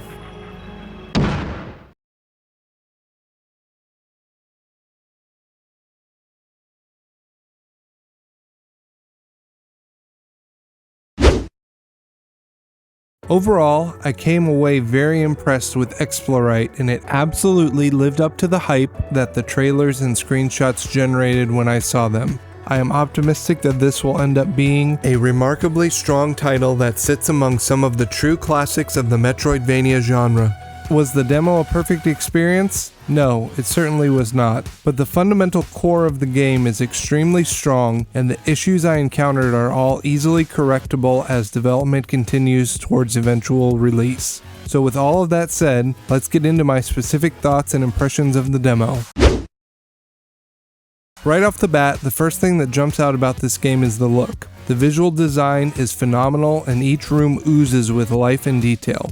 Meticulous attention was paid to creating dynamic foregrounds, midgrounds, and backgrounds, including effective repeated use of parallax scrolling. I especially noticed that the save rooms were consistently stunning works of virtuosic art. Countless breakable structures litter the environments and add a sense of the world being a malleable and living entity. Rather than disappearing in a puff of smoke, defeated robot enemies leave their broken remains on the ground. On the whole, I was constantly impressed by how much detail was packed into every aspect of the world. The 3 biomes available in the demo are distinct and vibrant, with none falling short of another in terms of design or craftsmanship. The lighting fluctuations throughout each room masterfully guide the player's perspective during traversal and adds a profound amount of realism to an alien and unfamiliar world. Further, regarding the lighting and effects, I particularly enjoyed the burst effects and particles that trigger when damage was dealt, be it to an enemy or to the player. One other detail I constantly enjoyed was the glow emanating from each doorway. It's a minor touch, but I loved it. Lastly, I acknowledge that not everyone is a fan of screen shake, but I think that turning it off for this game would be a tremendous disservice to how well it is implemented and how much visual impact it adds to combat. Overall, it's hard to overstate just how incredible the visual design is throughout the entire demo. The countless little details that have been poured into the game provide a phenomenal visual experience for the player. Massive credit to what appears to be a small indie design team for punching far above their weight class in this aspect. The quality here rivals even the legends of the Metroidvania genre and the 2D side-scroller genre as a whole.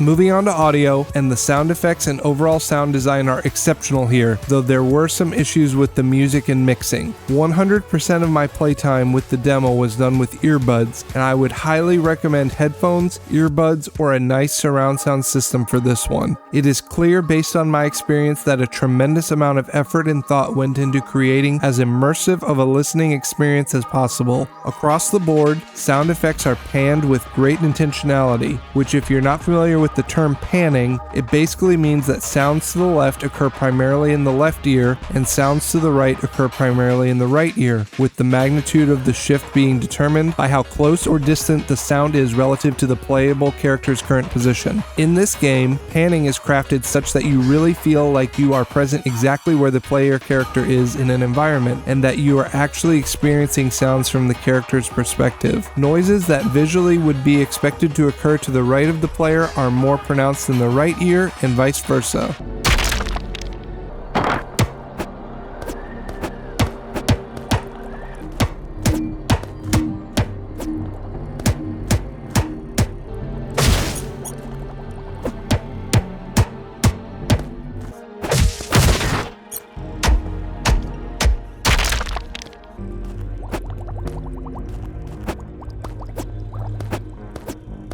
A boatload of different sound effects are present throughout the game, and they are all of very high quality.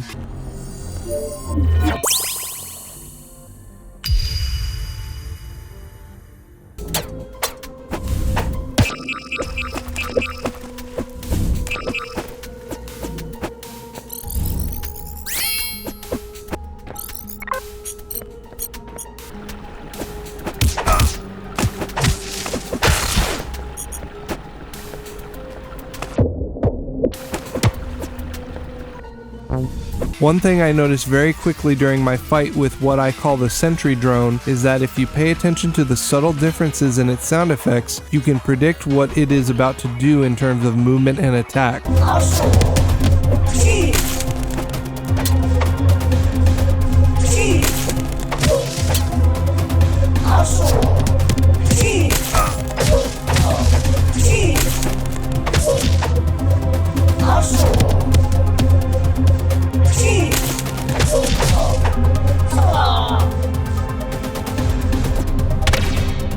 This is just one specific example within what was overall a wonderful experience with the design of the sound effects throughout the game. My only complaint on this topic is that there are rooms in Overgrown Passage where there are several shooting enemies present at the same time, and their shooting noise is unreasonably loud and it's frankly jarringly obnoxious.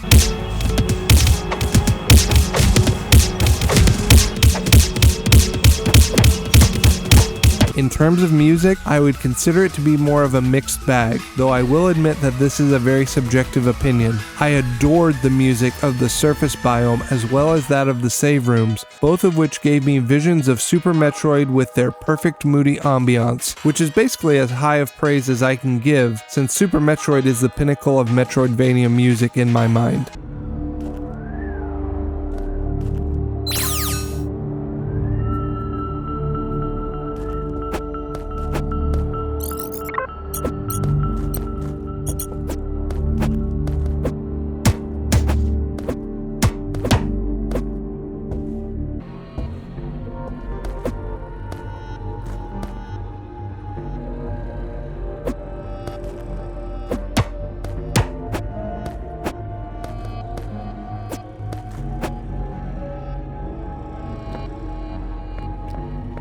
On the other hand, I found the music in the Sunken City biome to be tedious and repetitive,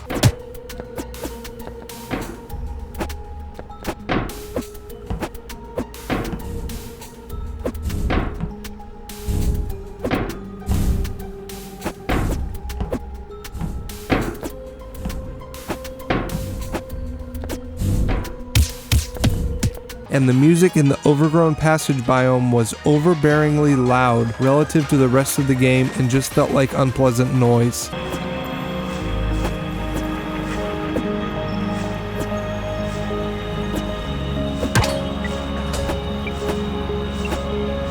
Furthermore, the track looping in both the Sunken City biome and the Overgrown Passage biome were improperly made, and both tracks would cut out momentarily before returning to the start of the loop.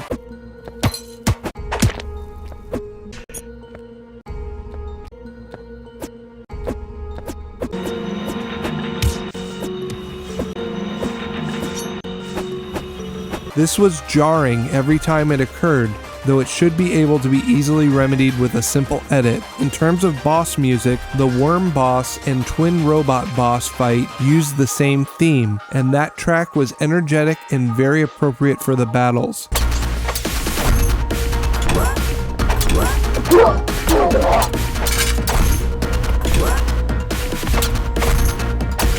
I didn't particularly care for the Sentry drone boss theme, but it at least had a good, pulsing, upbeat vibe, which makes sense for a boss fight.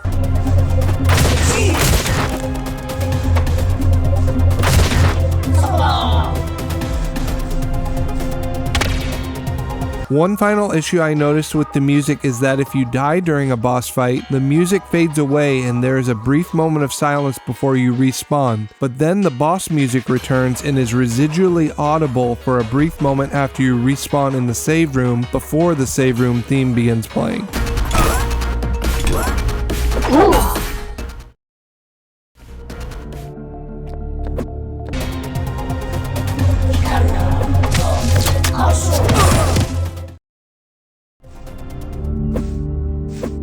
This, again, should be a simple fix that I hope the development team makes prior to the launch of the full game.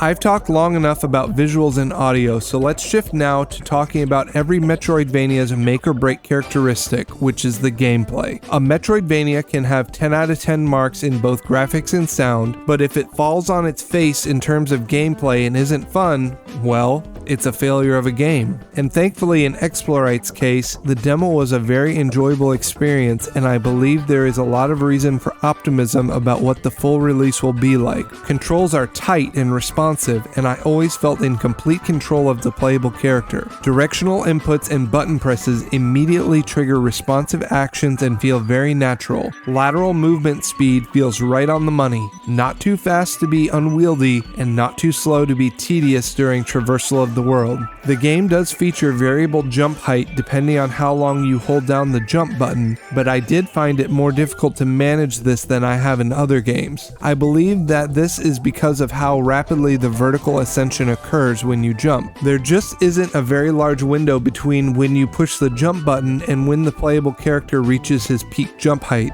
As such, doing short hops requires a very rapid release of the jump button, and failure to execute this precisely will result in jumping higher than you intended to. The Xplorite demo features a good variety of enemy types, and it felt like I generally was experiencing new enemies regularly throughout my progression through the experience. I would expect that to remain true in the full release of the game as well. One aspect of the enemies that I didn't ever come to a solid conclusion about was how the game determines whether enemies respawn or not. Sometimes I would re-enter a room and be surprised that the enemies were all still dead. Other times I would re-enter a room and expect to waltz through it because I had already cleared the enemies, but then the enemies were alive and kicking again. One thing I did seem to conclude was that saving did not trigger a total respawn of all enemies, as is present in a game like Ender Lilies. The demo featured 3 boss encounters as well as 2 wave rooms in which you'd be temporarily locked in a confined space and need to defeat several waves of enemy groups before the doors would open and allow you to continue progressing. I think that wave rooms were an effective way to incorporate variety into the exploration of the world and to give the player a combat challenge area other than the boss arenas. Compared to a game like Guacamelee, these wave rooms were dramatically less frequent, and I would lean towards utilizing them a little more often and in more creative ways. The Colosseum of Fools in Hollow Knight was an excellent example of how to creatively utilize a combination of terrain and enemy waves to really give an enjoyable combat experience. I'm not saying Xplorite needs to have a dedicated Colosseum like Hollow Knight, or that the wave rooms need to be nearly as difficult as what was present in the Colosseum of Fools, but taking inspiration in terms of creating exciting combat experiences is probably warranted. The 2 wave rooms featured in the Xplorite demo were both very basic and didn't provide much challenge beyond the level of combat experience just by moving throughout the world. Also, a nitpick of mine is that in the first wave room, one of the enemy types is able to crawl on a high ceiling that the player cannot reach. This happened to me in my playthrough, and I had to wait, admittedly for only a brief period of time, for it to climb down lower so that I could reach it with my slash. I don't think that allowing an enemy to move out of reach is a good design choice. In terms of the bosses, all 3 were unique and very fun, though it was strange that each one was progressively easier than its predecessor. The worm boss, which was the first one, was a bit confusing, and based on the game's Steam discussion board, some other players were even more confused than I was. The issue is that the boss initially appears and is impervious to damage. It isn't until it jumps and reveals its red, damageable underside that you can actually make progress against it. However, striking the sides of its body as it moves around the room triggers a visual effect that many players understood to mean that there was some sort of damage being done or progress being made. I quickly determined that damage was not being done, but I still chose to strike the sides of its body repeatedly because it somewhat seemed like I could trigger it to start jumping if I struck the sides enough times. Despite many attempts against the worm boss, I still never landed on a solid conclusion of if striking the sides altered its behavior at all, and given that I am not the only player that found this to be a confusing situation, I think change is warranted. It should be noted that a hotfix was made based on player feedback to make the sound effect of striking the side more obvious that no damage was being dealt, but the visual effect seemingly still remains, and it was the bigger of the 2 problems. The Sentry drone boss was a very different style of fight compared to the worm, and the fight against the twin robots was very reminiscent of the brothers Oro and Mato from Hollow Knight, though Xplorite's version was dramatically easier than Oro and Mato were.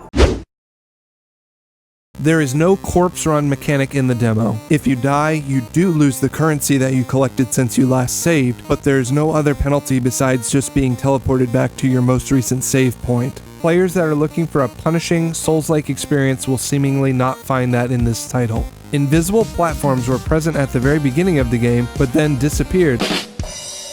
Oh, brother, this guy stinks! However, there were a few instances of invisible pitfalls throughout the demo. These pitfalls did not seem to have any visual cue to clue the player into their presence, and they overall were just an annoying nuisance. I would be happy to see both the invisible platforms and the invisible pitfalls be removed from the full game.